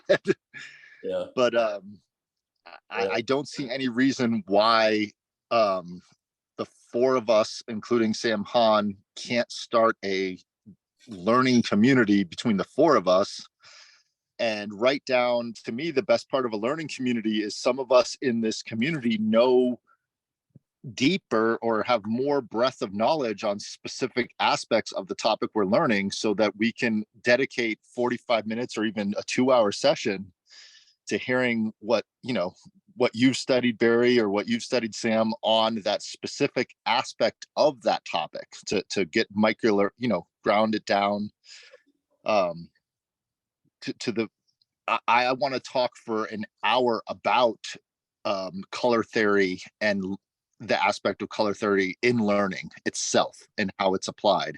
Yep. And maybe even if that's 20 minutes, great. And once you're done, okay, now Sam, what do you know about color theory? And then vice versa. And then have we beaten that to death? And now we know so much about learning. Yeah. And for example, HDR, high dynamic range, you can now buy cameras that can record colors in a wider spectrum than television. When they did RGB television, they sort of had a subset of recognizable color combinations because they had to get it fit into 6 megahertz television standards. And now the high dynamic range cameras have a bigger color space that you can even go into Apple Vision Pro. I mean, this new technology that's coming out. Right. So if you had a conventional black and white television, you did not have the high dynamic range. It had a smaller subset of recognizable color combinations than, and so I have a friend, who's into buying and testing out high dynamic range camera systems and monitors that can do high dynamic range. They're more vivid. And then there's the super colors, which have a, I don't know. So the human eye has what are they called? The cones, the rods and the cones. The average human has 3 kinds of cones, roughly corresponding to red, blue, and green. But there are people who have a 4th color cone, another color that I don't know, some small few percent of people have this 4th color cone. And then if you have that, then the high dynamic range colors, you can actually see more colors than the RGB model that they developed for color television half a century ago. Yeah, that's fascinating. It's and if you don't have, if you're colorblind, which means you don't have one of the 3 of the RGB cones, you only got 2 of them, or maybe only, one of them, whatever, versus the people who have 4 of them, the super chromatones or whatever they call them. I can't remember the term. Yeah, and I'd also like to discuss with you refresh rates of how fast these lights are refreshing in the. Yeah. So if I do that on some systems, you'll see a jerky thing. You'll see my hand here and then here and then here. And if you have a high frame rate, then you'll see a continuous. The positions will be so adjacent that it will look continuous. But in fact, it's not continuous because whatever the frame rate is from the one frame to the next frame, there's some jump. If you go in front of an ordinary TV, a classical 30 frames a second TV, and you do that, you'll actually see stop motion. You'll see jumps. Now this monitor has a higher frame rate than color TV because I can do this and I can see on my monitor nearly continuous motion, where you might see, because of the internet, you might see jerky. Yeah, I see continuous. Yeah, I have high frame rate. Yeah. So that means the internet is we're setting receiving at something faster than 30 frames a second. Yep. And my favorite YouTube channel that I found in the last 10 years is called Smarter Every Day. And it's a physicist from, you've watched this show, Barry? I've seen a few episodes. I haven't watched it regularly, but I know of it because I've seen a few episodes. Yeah, one of his big breakout shows was Prince Rupert's Drop, which is taking it's fascinating on a physics standpoint, and it's also fascinating to see on a high 8,000 frames or 80,000 frame phantom camera. Yeah. Super slow motion. Yeah, you can see. I don't know if you ever heard of it, Sam. Rupert's. So when you make glass, so you melt the glass and then you let it solidify, and there's a certain shape that's kind of a long teardrop. It's got a bulb and then a long thin tail. And so you let it solidify from this bulb to a long thin tail. It's called Rupert's drop, after the guy who discovered it. And if you bang on one end, it doesn't break. If you bang it on the other end, it'll shatter. I think do you bang on the bulb end and it shatters? I can't remember which way it goes. So as you drop it into the water, it's condensing the glass harder and tighter all the way to the end. So you could just use your finger to flick the end and it will break the entire glass. But if you use a hammer at the beginning part where that started to consolidate, it will not break. Yeah, it's very counterintuitive. It seems like the physics is backwards, and that's why it's so unusual, because you get this gradient of the way the glass forms from the bulb end to this thin tail. And you can, if you go to YouTube and you say, Rupert's drop, you'll see these little demos of it, and it's the kind of thing you go, WTF? Well, how can this be? But in fact, there is then they explain the physics, how to make it and why it has this weird behavior. Yeah, the fun part of the show is when you use a very, very fast camera, you can see things that the regular eye doesn't see, and it creates another dimension of physics that I found. Like, his dad worked on the Hubble telescope. I'm not the Hubble, excuse me, the James Webb. Yeah. And just being a physicist and an engineer and a media, like, understanding, like, just for fun, let's take a spaceship that's flying over the Earth and capture it on a camera, high speed, while an eclipse is happening. And let's just see if we can do the physics to get it on camera right when it's passing the eclipse, find the part of the world where it does that, do all the calculations, the math. And I think that show for me is fun because it's multi-dimensional, where it's not just one thing. The holy grail for him was to take two bullets and shoot them at each other exactly and capture that on camera. Yeah. And he just did that in the last episode. Yeah, Harold Edgerton pioneered the high-speed photography with the stroboscopic flash. So the film would run continuously in a dark room. Then he'd have a strobe, which was flashing at a certain rate, and he would get if you get the speed of the film and the speed of the strobe right, that's how you did high-speed photography back in the day. Harold Edgerton was actually at the University of Nebraska, which is where I went to college, and he ended up at MIT eventually.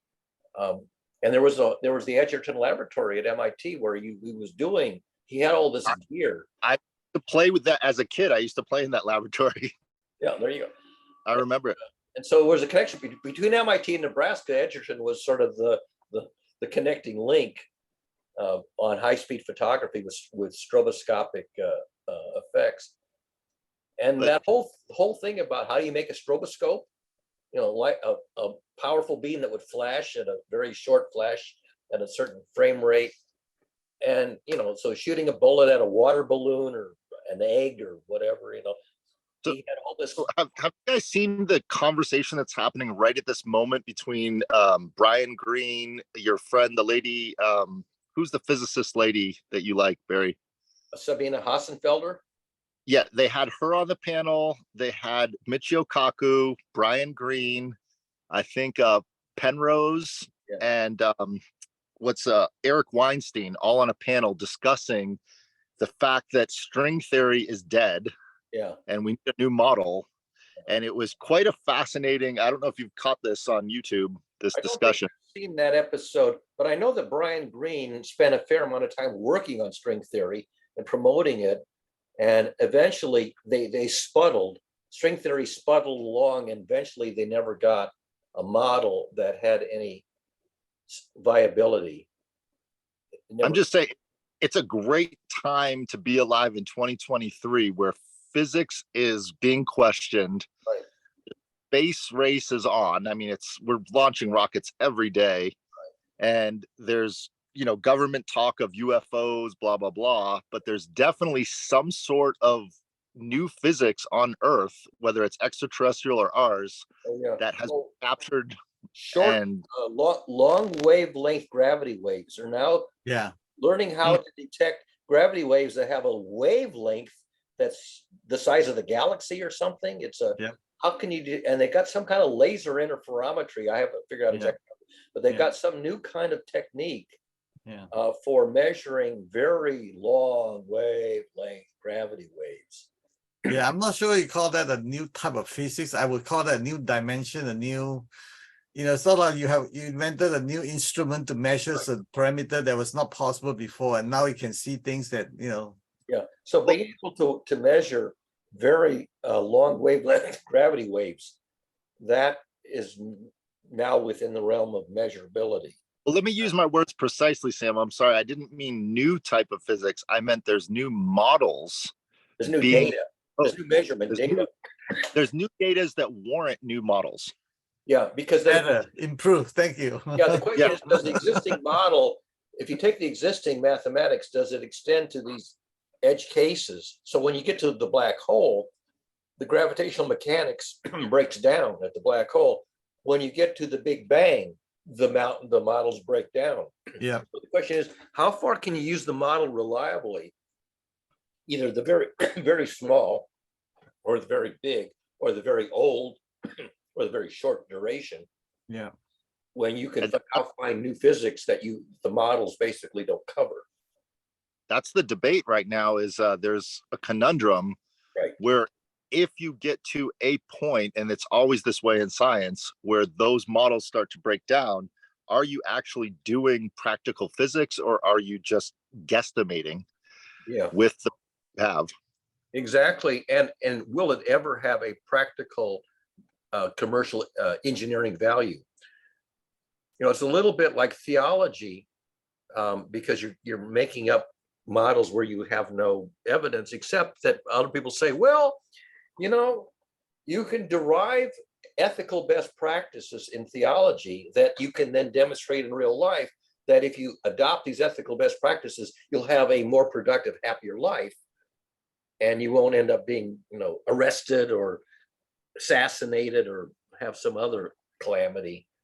Well, the learning community I'd like to belong to is one that looks at the different disciplines and sees how they affect each other. And that's why I want to call it a multiversity, because if you have a university, there's different departments that tend to think that they are right. Yeah. And other department will say, well, in our practical use of this type of physics, we are right. And then in cosmology, it's one way, so on and so forth. So if you could have a diagram saying, if that, then this, if this in biology is true, and this in cosmology is true, and this in large gravity wave detection is true. And there was a Netflix special where they had, I think it was 15 scientists that went to each other's laboratories and actually went out in the field. I don't know if you've seen this, Sam. I'll find the name of it and I'll post it up on Facebook after. Thank you. The scientists went to the LIGO detection center under the ground, and they started sharing ways of doing science in each other's laboratories that were helping make breakthroughs just by cross discipline. And that's the thing that I want to do at this day and age, is use these large language models for computing to help take the data. Like I just watched a conference for I think it's the Edison Foundation. It's the large conglomerate of electrical engineers that meet every year to help out these large substations and how to flow electricity throughout different countries. And they just had Elon Musk speaking this week, talking about what type of energy will we need to produce in the future in a potential electric age. And Elon Musk kept saying, take whatever you have and times it by 5, 6, or 7.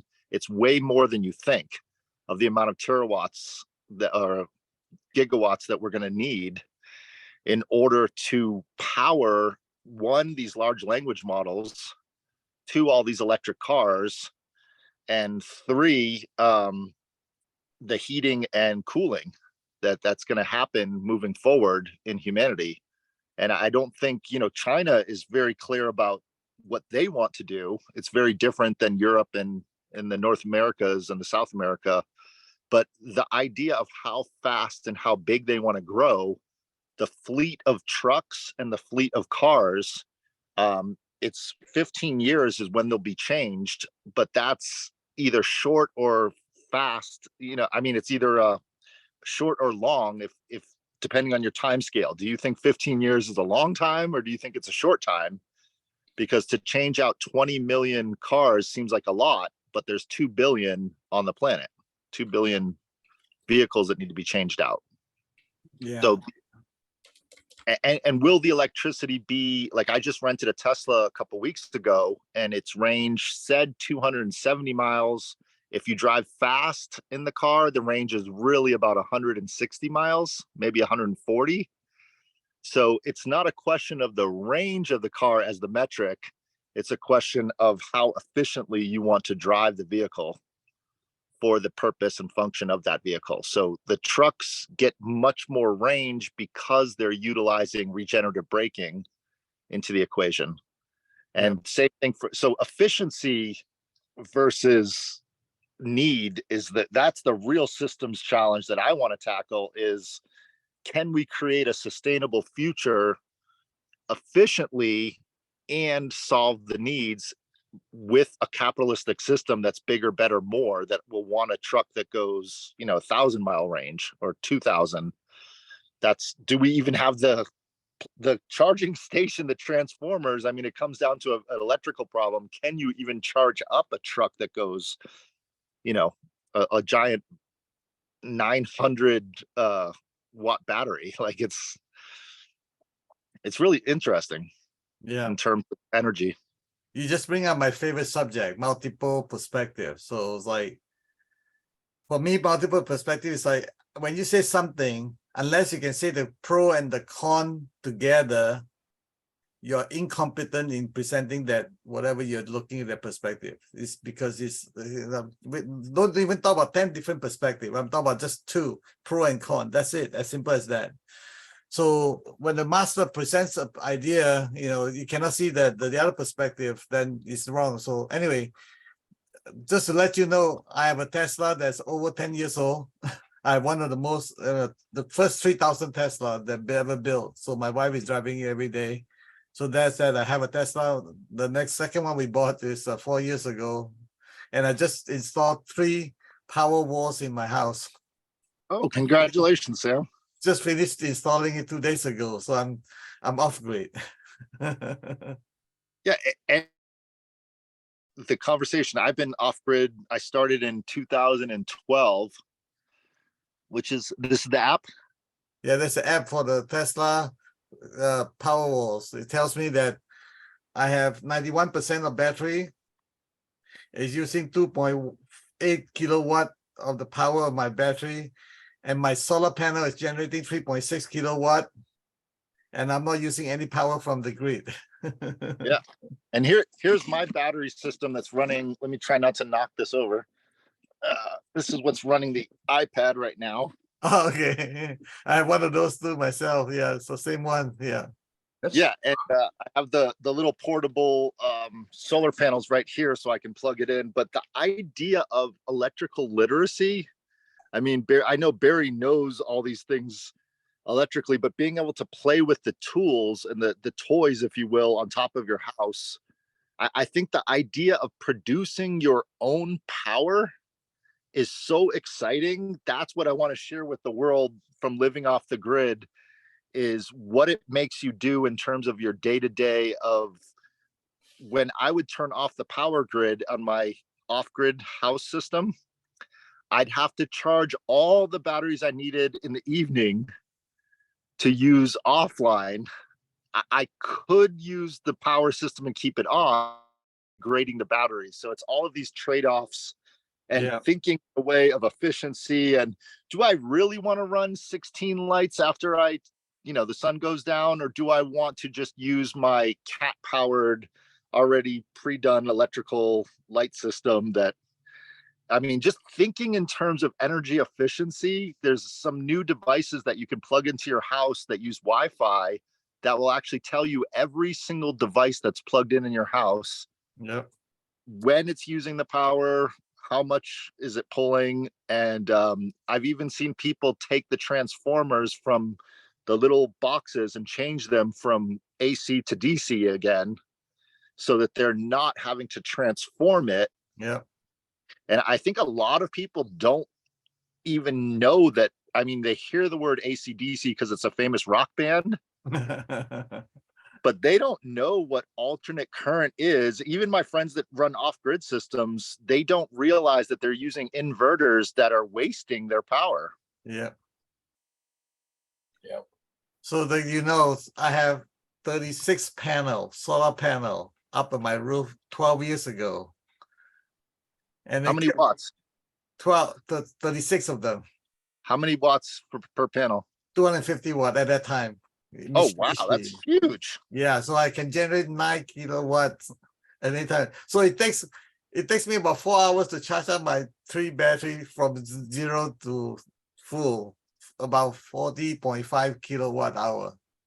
You're on my dream system, Sam. That's exactly what I want for my house. I would love to have 2 power walls, and I don't need that many watts, but it'd be fun to have excess power for the evening. Yeah. So anyway, I go extreme case. It's like, what the hell? They're like, Yeah. Well, here's the exciting thing. I think in the future, when the monetary system collapses, we're going to still need power. So if we had a way to equate the monetary system to the electrical grid and substation and hubs, there's a sci-fi movie where you have credits on your watch and you use your credits. I think in the future it will be how much energy can you not only produce but share, and everyone will be their own Edison, their own. Yeah. What do you think of that idea of, like, if I had a Cybertruck and it has a large 240 volt power system out of the back, I could run over to your old, Model S and charge it up for you. Yeah. So you could call me and I could say, you know what, I'm too busy to come to you, but I will send my full self-driving Tesla car to you. Yeah. Because you are at dinner with your wife, and I will make sure in the parking lot it is charged. Yeah. My robot will come out, pull your charger port, charge it. No. I can charge your Model S wirelessly. Well, did you hear the new company they just bought? Yeah. Ethereum? Have you heard this, Barry? No, but wirelessly is really inefficient. No, It is- it's efficient. It's very efficient. Unless They're you talking have, about putting solar panel in and up in the sky now, and up in the outer space now, in the space now. Yeah. so Well, you have to send a narrow beam that doesn't disperse and capture all the energy of the narrow beam. Nope. I'll put the company in the chat or I'll put it back on Facebook. It's called Wifarian, What's it called? and they're Wifarian. White, I think variant. it's a W like Wi-Fi and then ORION, Wifarion or something. Orion. Okay. Yeah, but the idea of, like you're saying, wireless charging is super inefficient, but it is getting better if you have the right, like even on my iPhone, it can take a lot more voltage than it could before. So they can actually charge up trucks. They're using it for forklifts right now. You basically have a transformer where the gap in the transformer is literally an air gap, but you basically created a transformer. So you have the the magnetic field being generated, and then the other one's picking up the magnetic field. The way it would work in a transformer, except it's not a metal core transformer; it's an air core transformer. Mm-hmm. That's not terribly efficient, but yeah. It's not terribly efficient, but if you have an electric car and you, like, I just noticed from renting an electric car the other week, is I asked the people at the hotel, can you charge us on your charging station overnight on a slow trickle charge? Versus I could go for 20 minutes on a Tesla supercharger and get the same amount of charge, but it's going to be there overnight anyway. So why not? Yeah. Well, yeah, trickle charging, I think, is generally more efficient than high speed charging. I think you have more efficiency, and it's also safer because it's lower current. It's less in time. Okay, the wireless charging efficiency is typically around 70%. 70? According to Bart. Yeah. which is not good enough yet. You want it to be more like 95%. You don't want But to, if you can, if you get 300% more power in the outer space, 30% to give out of 300% is not bad, right? Come on. Look at the math. Look at the simple math.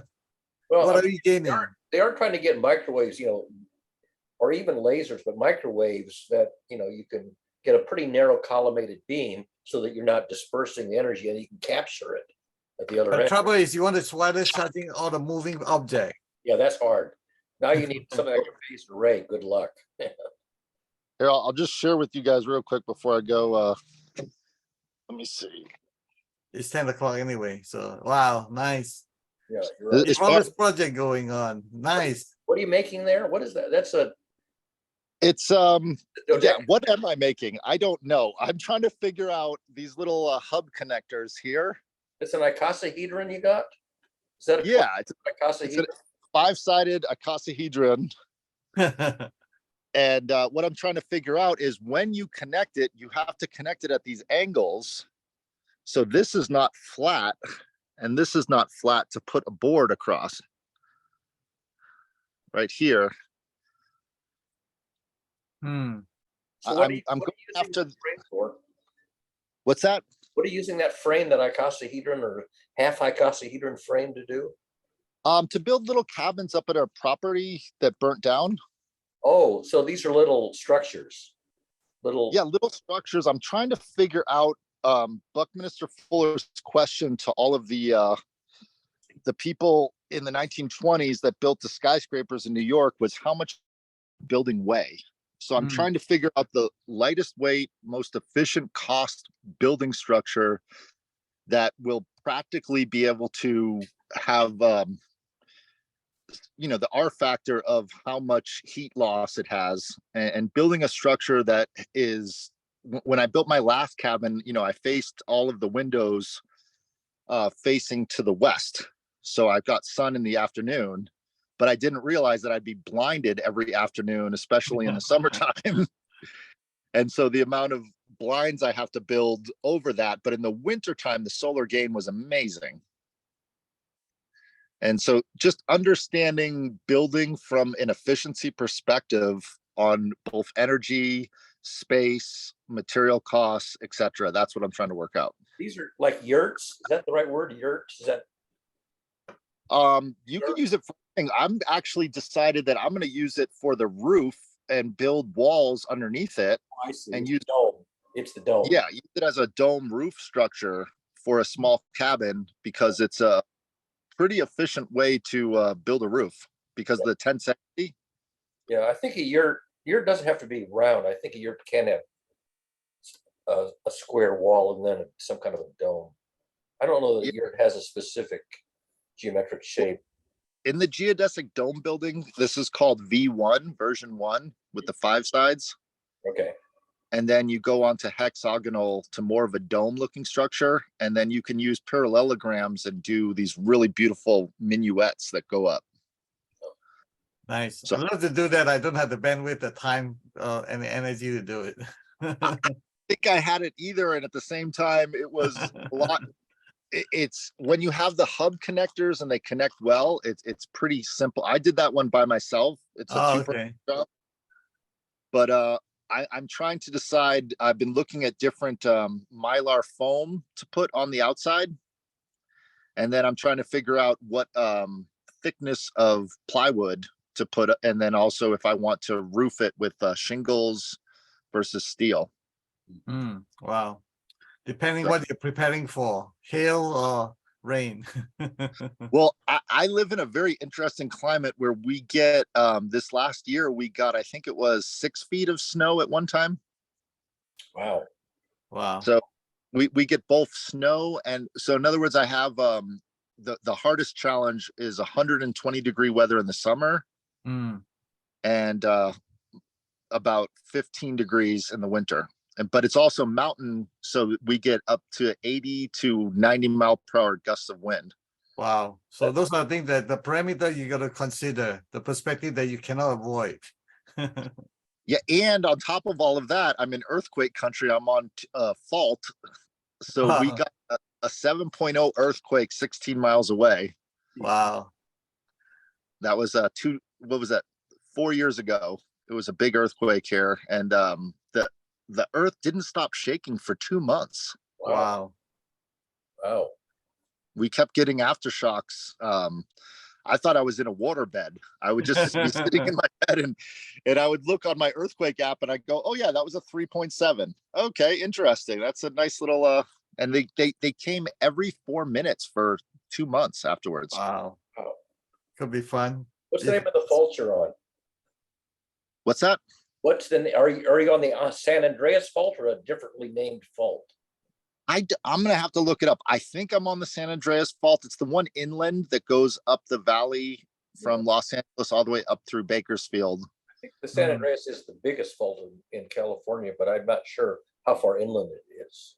Because I know run through the Bay Area, which is right on the coast.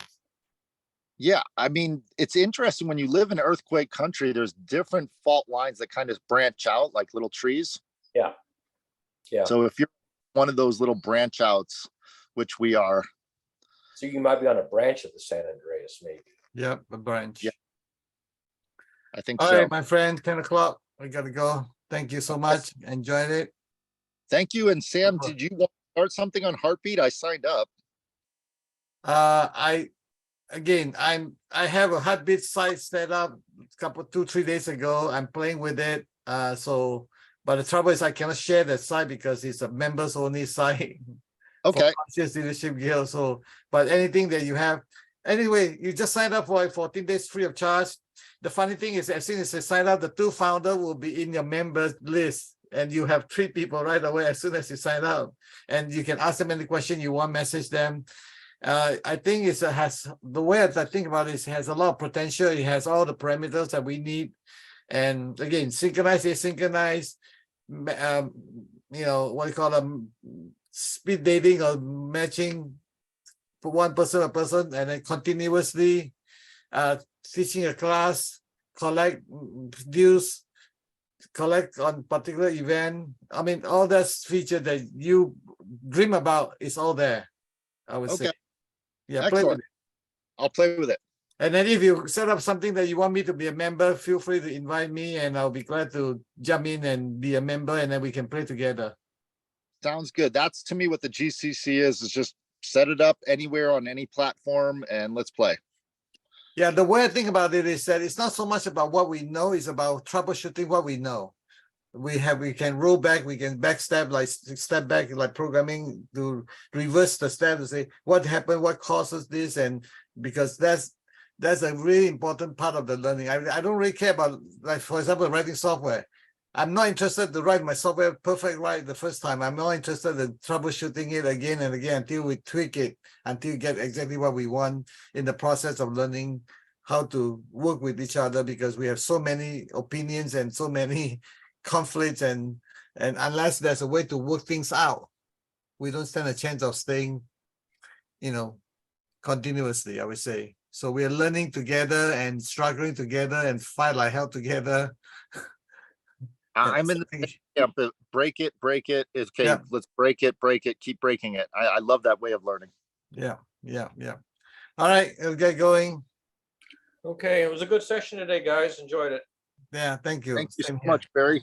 And Barry, did you want to start up something before you go? I just wanted to ask you, did you have something or a platform or a system that you wanted to start as far as the learning? I actually have ones that I established over the years, starting in the 1990s. I've got 2 or 3 platforms available to run. Actually, some of them are even running.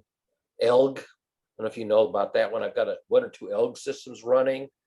I've got a Synology machine, file server of an older version of Synology that you can install and run. I don't know, was it called Jupal or I can't remember the names of them. There's the names of different forum systems that you can install and run. I haven't bothered because there's no community that wants to use them. But if you wanted to use Elg, or I don't know if I'm saying the name right, Jupal, something like that. Did you ever go, Barry, to any of Robert Best's meetings for his metacognition? He was working with what was the gentleman that started the wikis? Oh, The Federated Wiki. What was his? My brain is not working today for names, but you mean the peer-to-peer foundation people?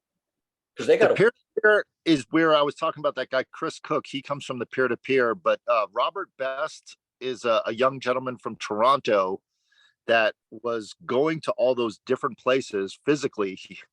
See you later, Sam. Yeah. And yada, yada, yada. He started his own group called Metacognition, which was sort of on the side of GCC and practical knowledge ecology. So one of those names I've heard of, and there's a guy named Neil, what's his last name? Davidson, who started. Yes, Neil Davidson was he's in got the peer. something over in Europe that he's running, and I'm on it, except I'm hardly ever there. I can't remember the So name. Robert Best, just sort of for his own edification, because he loves open source and federated wikis and that sort of thing. And the guy who invented Wiki, I forgot his name, an older gentleman, was a friend of his. The guy in Hawaii. Yeah. I forget his name too. Yeah.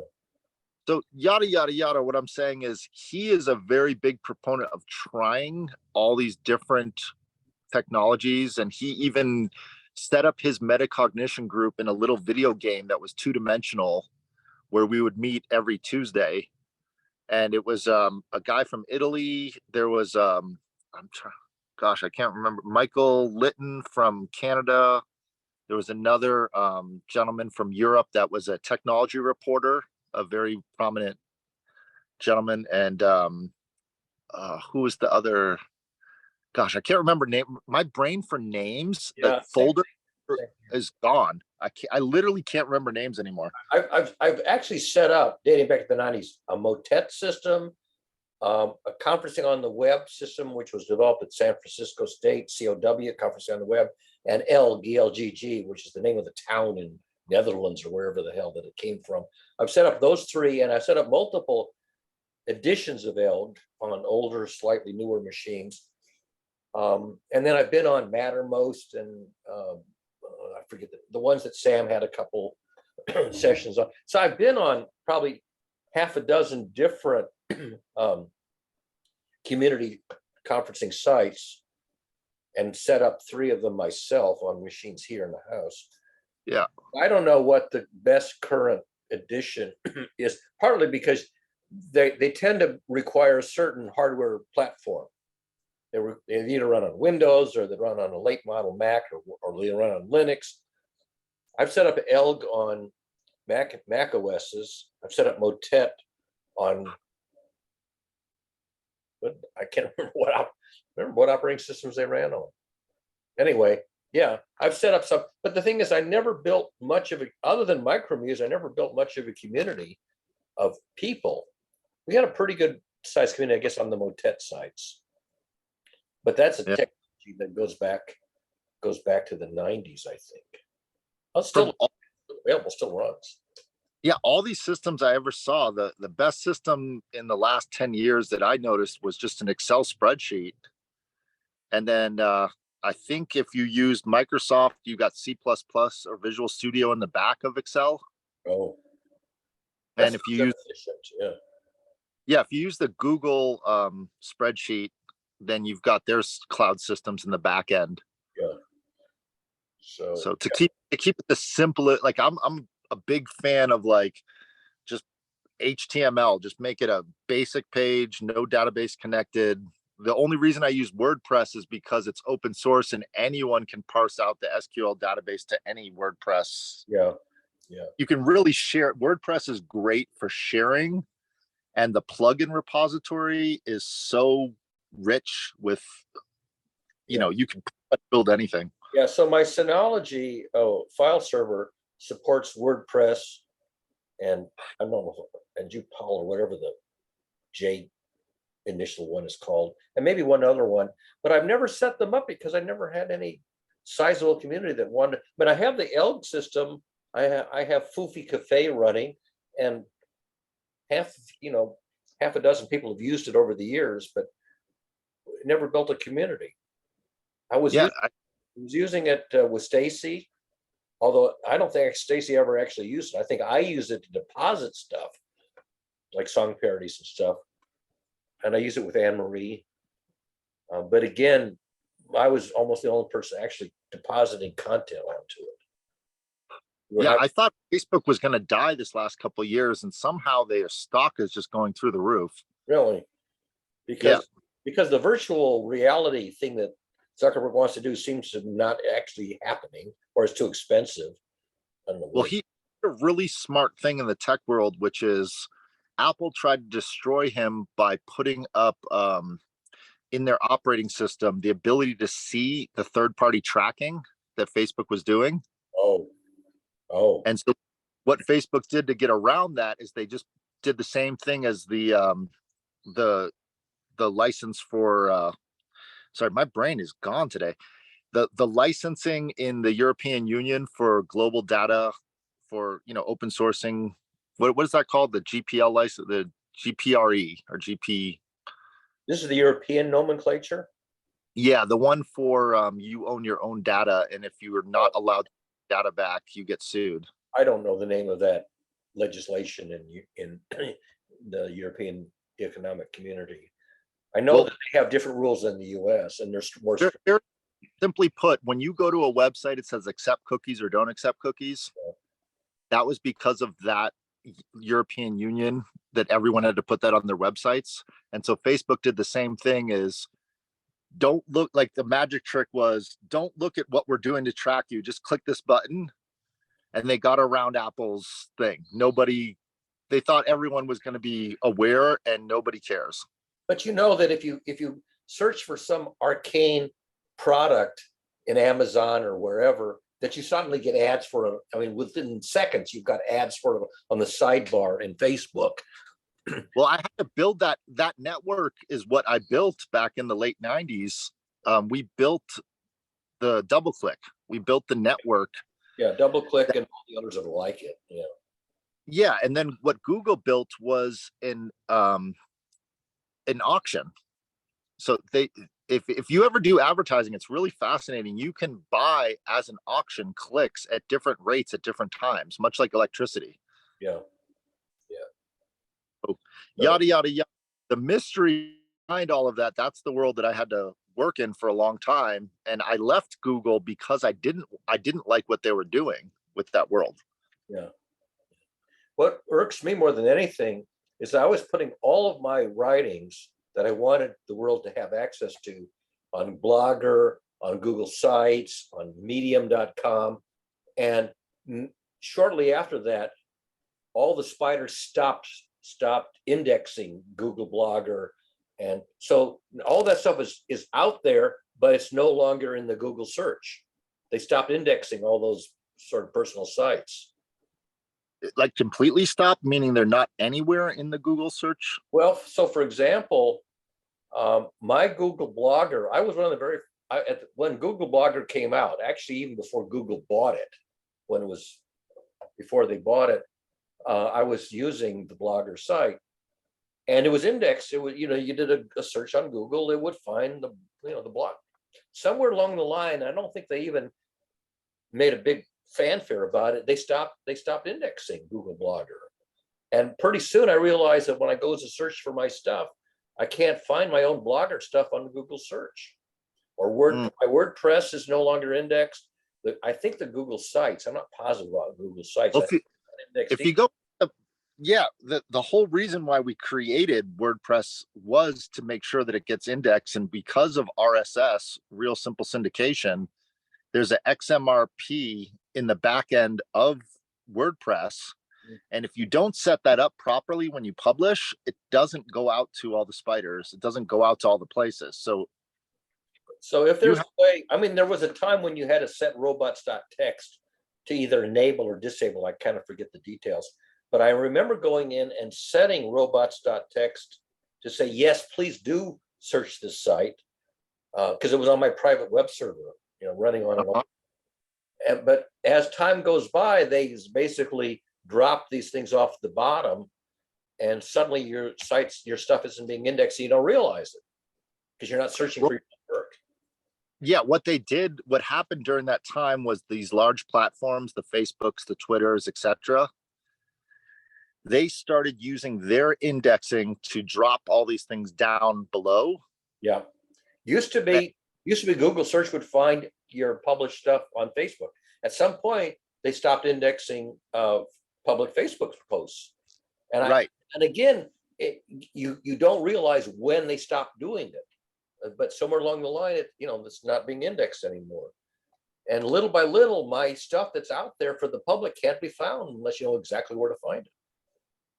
Yeah, I mean, that's the whole controversy that went already ramped up to where Elon Musk had to purchase Twitter to keep information moving because of the controversy that the United States government had think tanks created in order to tell the large platforms what they could and could not index. Yeah.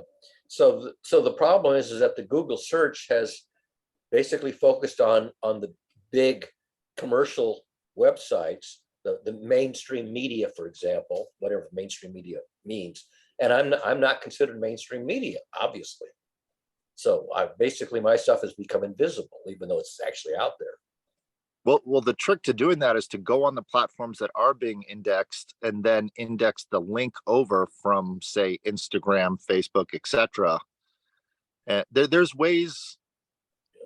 I wish I could just show you. You can, especially with Chat GPT, you can tell it to analyze with the GPT Plus, the plugins. Yeah. There's new SEO plugins that will go in there and tell you what to do in order to get indexed. Yeah. One of the plugins, you say, I want to give you the URL to a web page that I wrote somewhere, a blog or whatever. Please go read it. And eventually, I think I could direct it to a specific web page, but I had to give it the URL because it can't find it. And yeah, so it's becoming increasingly arcane to use the chat AIs, because you basically got to do most of the damn research for it. You got to tell it exactly where to find what you want it to analyze for you. You can't, and then, for example, I had used nomenclature in my academic papers. I used the term like phase plane diagram as the nomenclature, because that's what it's called in mathematics. And the people who picked up on my work decided not to call it that. They decided to call it Kort's learning spiral. No, that Kort's learning spiral was the renaming of my phase plane diagram. And once I discovered that, then I could connect the two. But people will pick up your work, but they'll relabel it with a different nomenclature, and you don't know that. They gave right. baby a nickname that you don't know the nickname of your baby. Well, that's part of this whole culture. As soon as it gets relabeled, you have to use that relabeling because now that's the predominant search term. And how do you find out that somebody wrote a paper which they included a reference to your work, but gave it a different name? The way you do that is you use Google alerts and you use their spiders to look at when there's movement. Like, to me, the internet's a living, breathing creature. So if you're not up on it weekly, daily, monthly, like, you have to have some sort of metric system. But as it starts to change, if you don't evolve with that, you get phased out. And that's what happened to me, is that little by little, my work was being phased out because of either because it wasn't being searched, it wasn't being crawled, or the material got relabeled by somebody who used it, but relabeled it. And little by little, my stuff is sort of evaporating from sight, vanishing from sight, even though it still exists. Yeah.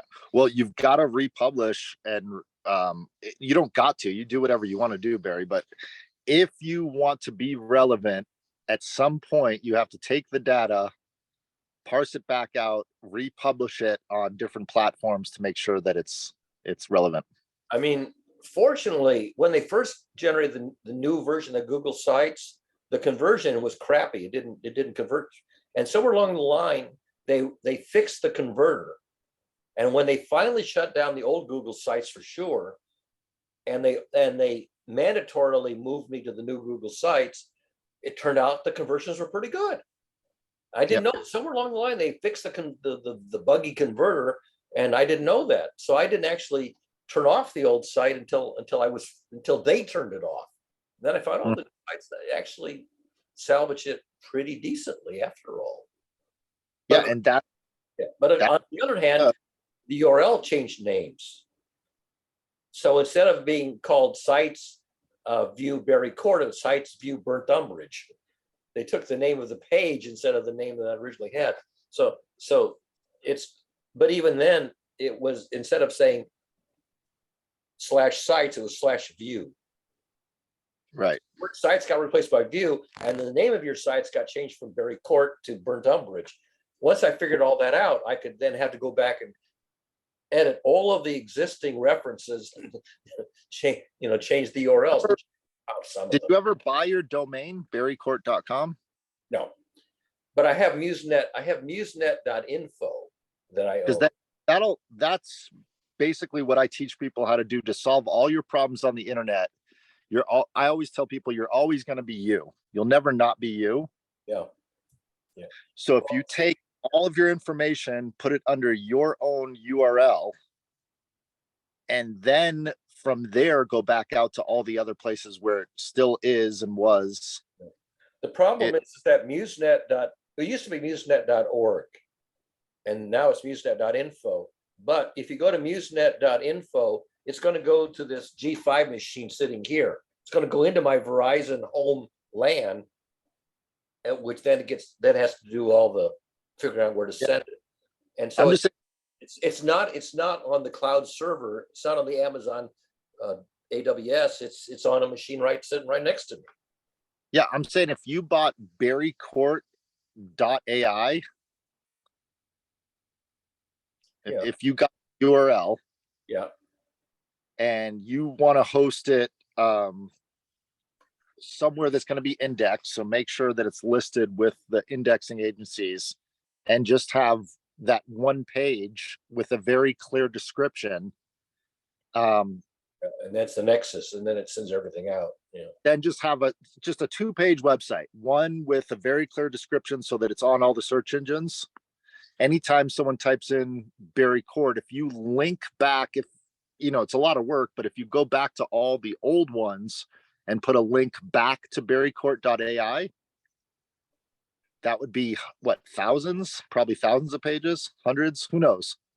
The other thing is that the server that I had been using, which is running on macOS Leopard on a G5, is only HTTP, not HTTPS. And now a lot of these browsers don't want to go to HTTP. They only want to go to HTTPS, and they will stop and say, this is site's insecure because it's not encrypted or whatever. So now I got to figure out how to make sure that every time I give a reference, for example, if you say tiny.url.com, if I say HTTP, no S, .tinyurl.com / now the new browser says this is insecure. You have to say HTTPS / tiny.url. Yeah, that started 7 years ago, Barry. Really? Because it only happened to me today for the first time. Yeah, it started 7 years ago, the secure socket layers, and Google started indexing lower if you didn't have a secure socket layer. Yeah, and at this point, it's enforced. So now if I go to tinyurl.com without the S, tinyurl will say, this is insecure. And you have to stop and say, proceed. Which browser?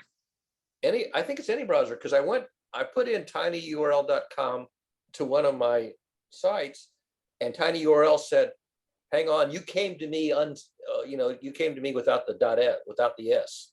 Do you really want to go proceed? So now I can't just say http / tinyurl.com for the short URL. I got to make sure it has the S in it. Yep. And I had not been doing that because it wasn't required. Well, I'm just saying it's not that much money. I think it would roughly be about $30 a year, and you can get a secure socket layer and a URL. It's the number of places where I use HTTP without the S. But what I'm trying to say is forget about all those places. Let them all exist. $30, you get a hub. you make it very clear all the wording that's there on that one page. You put a little paragraph, have Chat GPT spin it up for you. It's not going to take you too much time.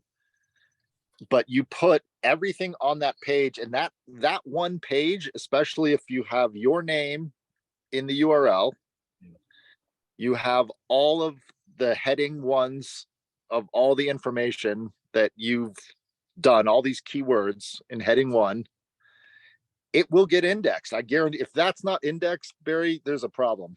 I'll help you. Ask you something. Does WordPress, because I've got my Gallimaufry site is berrycourt.wordpress.com. Is that indexed? Where are you hosting? It's on WordPress's when Google Plus, when was it? Yeah, Google. Yeah, it was called Google Plus. When the Google Plus site went down, they moved all your stuff automatically to WordPress. And so my WordPress site that they created for me is berrycourt.wordpress.com. And it's But where's that hosted? Is it? It's hosted by the WordPress company. That's called Automatic, the name of the company. So it's hosted on Automatic servers. I don't know about what automatic means. All I know is that when they shut down Google Plus, they ported all of your articles to WordPress, and the name of it was my name on Google Plus. It was berrycourt.wordpress.com. And what I don't know is whether or not those articles, which are really 15 years old now, well, I actually wrote more of them since then, but I don't know whether or not those are, I have to find out of whether or not Google search knows about them. Yeah, take a look. But what I'm saying is you're still at WordPress dot URL. Right. .com. Right. So WordPress is not your own URL. No, it's the domain is owned by WordPress, whatever companies owns WordPress. And it's the premium version, so they'll throw an ad in underneath your article, between the article and the comments. But the thing is, the stuff that's there, I wrote, 15 years ago, mostly. Yeah. I know we've been through this like ever since I met you, but if you do change it to your own URL and you host the index page from, Barry A, whatever your middle initial is, or whatever you change it to. Right. Because you probably can't own berrycourt.com. Someone owns that? I don't know. My name is not that common. So I'm not too concerned about the name. The thing is that if I create a new name that was never existed, then again, it's going to take a long time. I mean, I'm 78 years old. So, if it takes 3 or 4 years for something to sort of, get out there. It won't take 3 or 4 years. It would be a matter of weeks. But I'm saying, if you do what I'm saying, and you go to any search engine and type in the word Barry Kort and one other keyword or like short tail keyword, it will come up. Well, I mean, because I've done academic work, people who publish academic papers that say my name, it'll find those. No, what I'm saying is you'll be at the top. Okay. If you own your own URL, I guarantee it, because of the fact that there's not that many Barry Korts that have published papers on the. So if you put in Barry Kort and musenet.info, because that's the domain I own, what will come up? Let's find out. But I'm saying, if you just generally ask someone, if I said to someone, hey, I'm talking to a guy, what's his name? Barry Kort. Let me go look him up on the internet. They should be able to just type in your name, Barry Kort. Oh, I'll come up on LinkedIn. My name will come up on LinkedIn. Here, let me just go. Yeah, I'm going to just go to my, type in Barry. Now, because I know you, it's going to be different. So if I type in Barry Kort, LinkedIn comes up, ResearchGate comes up, Massachusetts Institute of Technology, Alumni Media, MIT comes up. Yeah, actually, I can add site:/musenet.info with my name, and it does find stuff. Yeah. Yeah, I'm just saying, if you had a URL. Yeah, actually, evidently it knows about musenet.info. I must have somehow fixed that. I think I may have gone back and told it to index it maybe 6 months ago. Now, if I just say MuseNet.info without the site colon, what does that do? Anything? But the Well, hardest thing to do on the internet is to look at the internet not from your perspective, but from another person's perspective.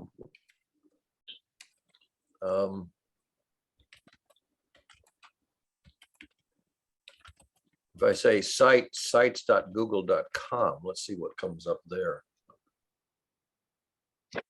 Yeah, it finds burnt umbrage. Yeah, Yep. all right. So it finds the burnt umbrage. If I say search on sites.google.com, it finds. Now the question is it finding the new version or the old version of sites? Well, this is what I'm saying. I don't think you have the problem you think you have. I think you're good. Yeah. The real problem is that the URL for Google Sites changed. It's a problem for you, but it's not a problem for other people. I think the problem for other people is which one of the thousands of links that are you do they click on? What's the hub? What's the main one? Oh, yeah. Is it LinkedIn? Is it, you know what I mean? Like a lot of people are like, I hate LinkedIn. Yeah. But if it was, See, yeah. So if I say sites.google.com, it's going to the old sites, which doesn't exist anymore. It's not going right. to, yeah. So those are all going to site not found because they changed. It's no longer /Barry Kort, it's /view/burnt umbrage. Yep.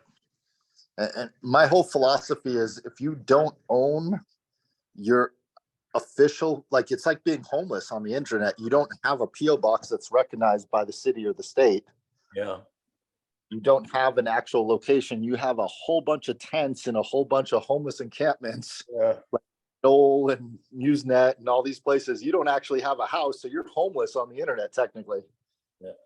I need to find out how I can make sure that it's indexing the new Google sites and dropping the corresponding items on the old Google sites URL. Gotcha. Well, I think the way to do that is to get your own URL. I can show you how to do it. Well, I know. I mean, I have, for example, I have MuseNet.info. I have had that since 1992. Yep. And anyway. Okay. I'll let you go. Yeah, we'll figure it out. I think when it comes to like building stuff right now, I think, you know, let's just imagine we settled on a name. We kept it Global Challenges Collaboration. Sam Han owns that URL. And I believe he's still pointing it to my server. So I'm saying if we just fix that where we all own the URL, then we all could have real estate. We could buy a big house together is what I'm saying and all have a room. Yeah, a big community where we have a real server on a real stable site. With Thank you. Address. Yeah. Yep. All righty. All right. Cheers, Barry. Bye-bye. Bye-bye.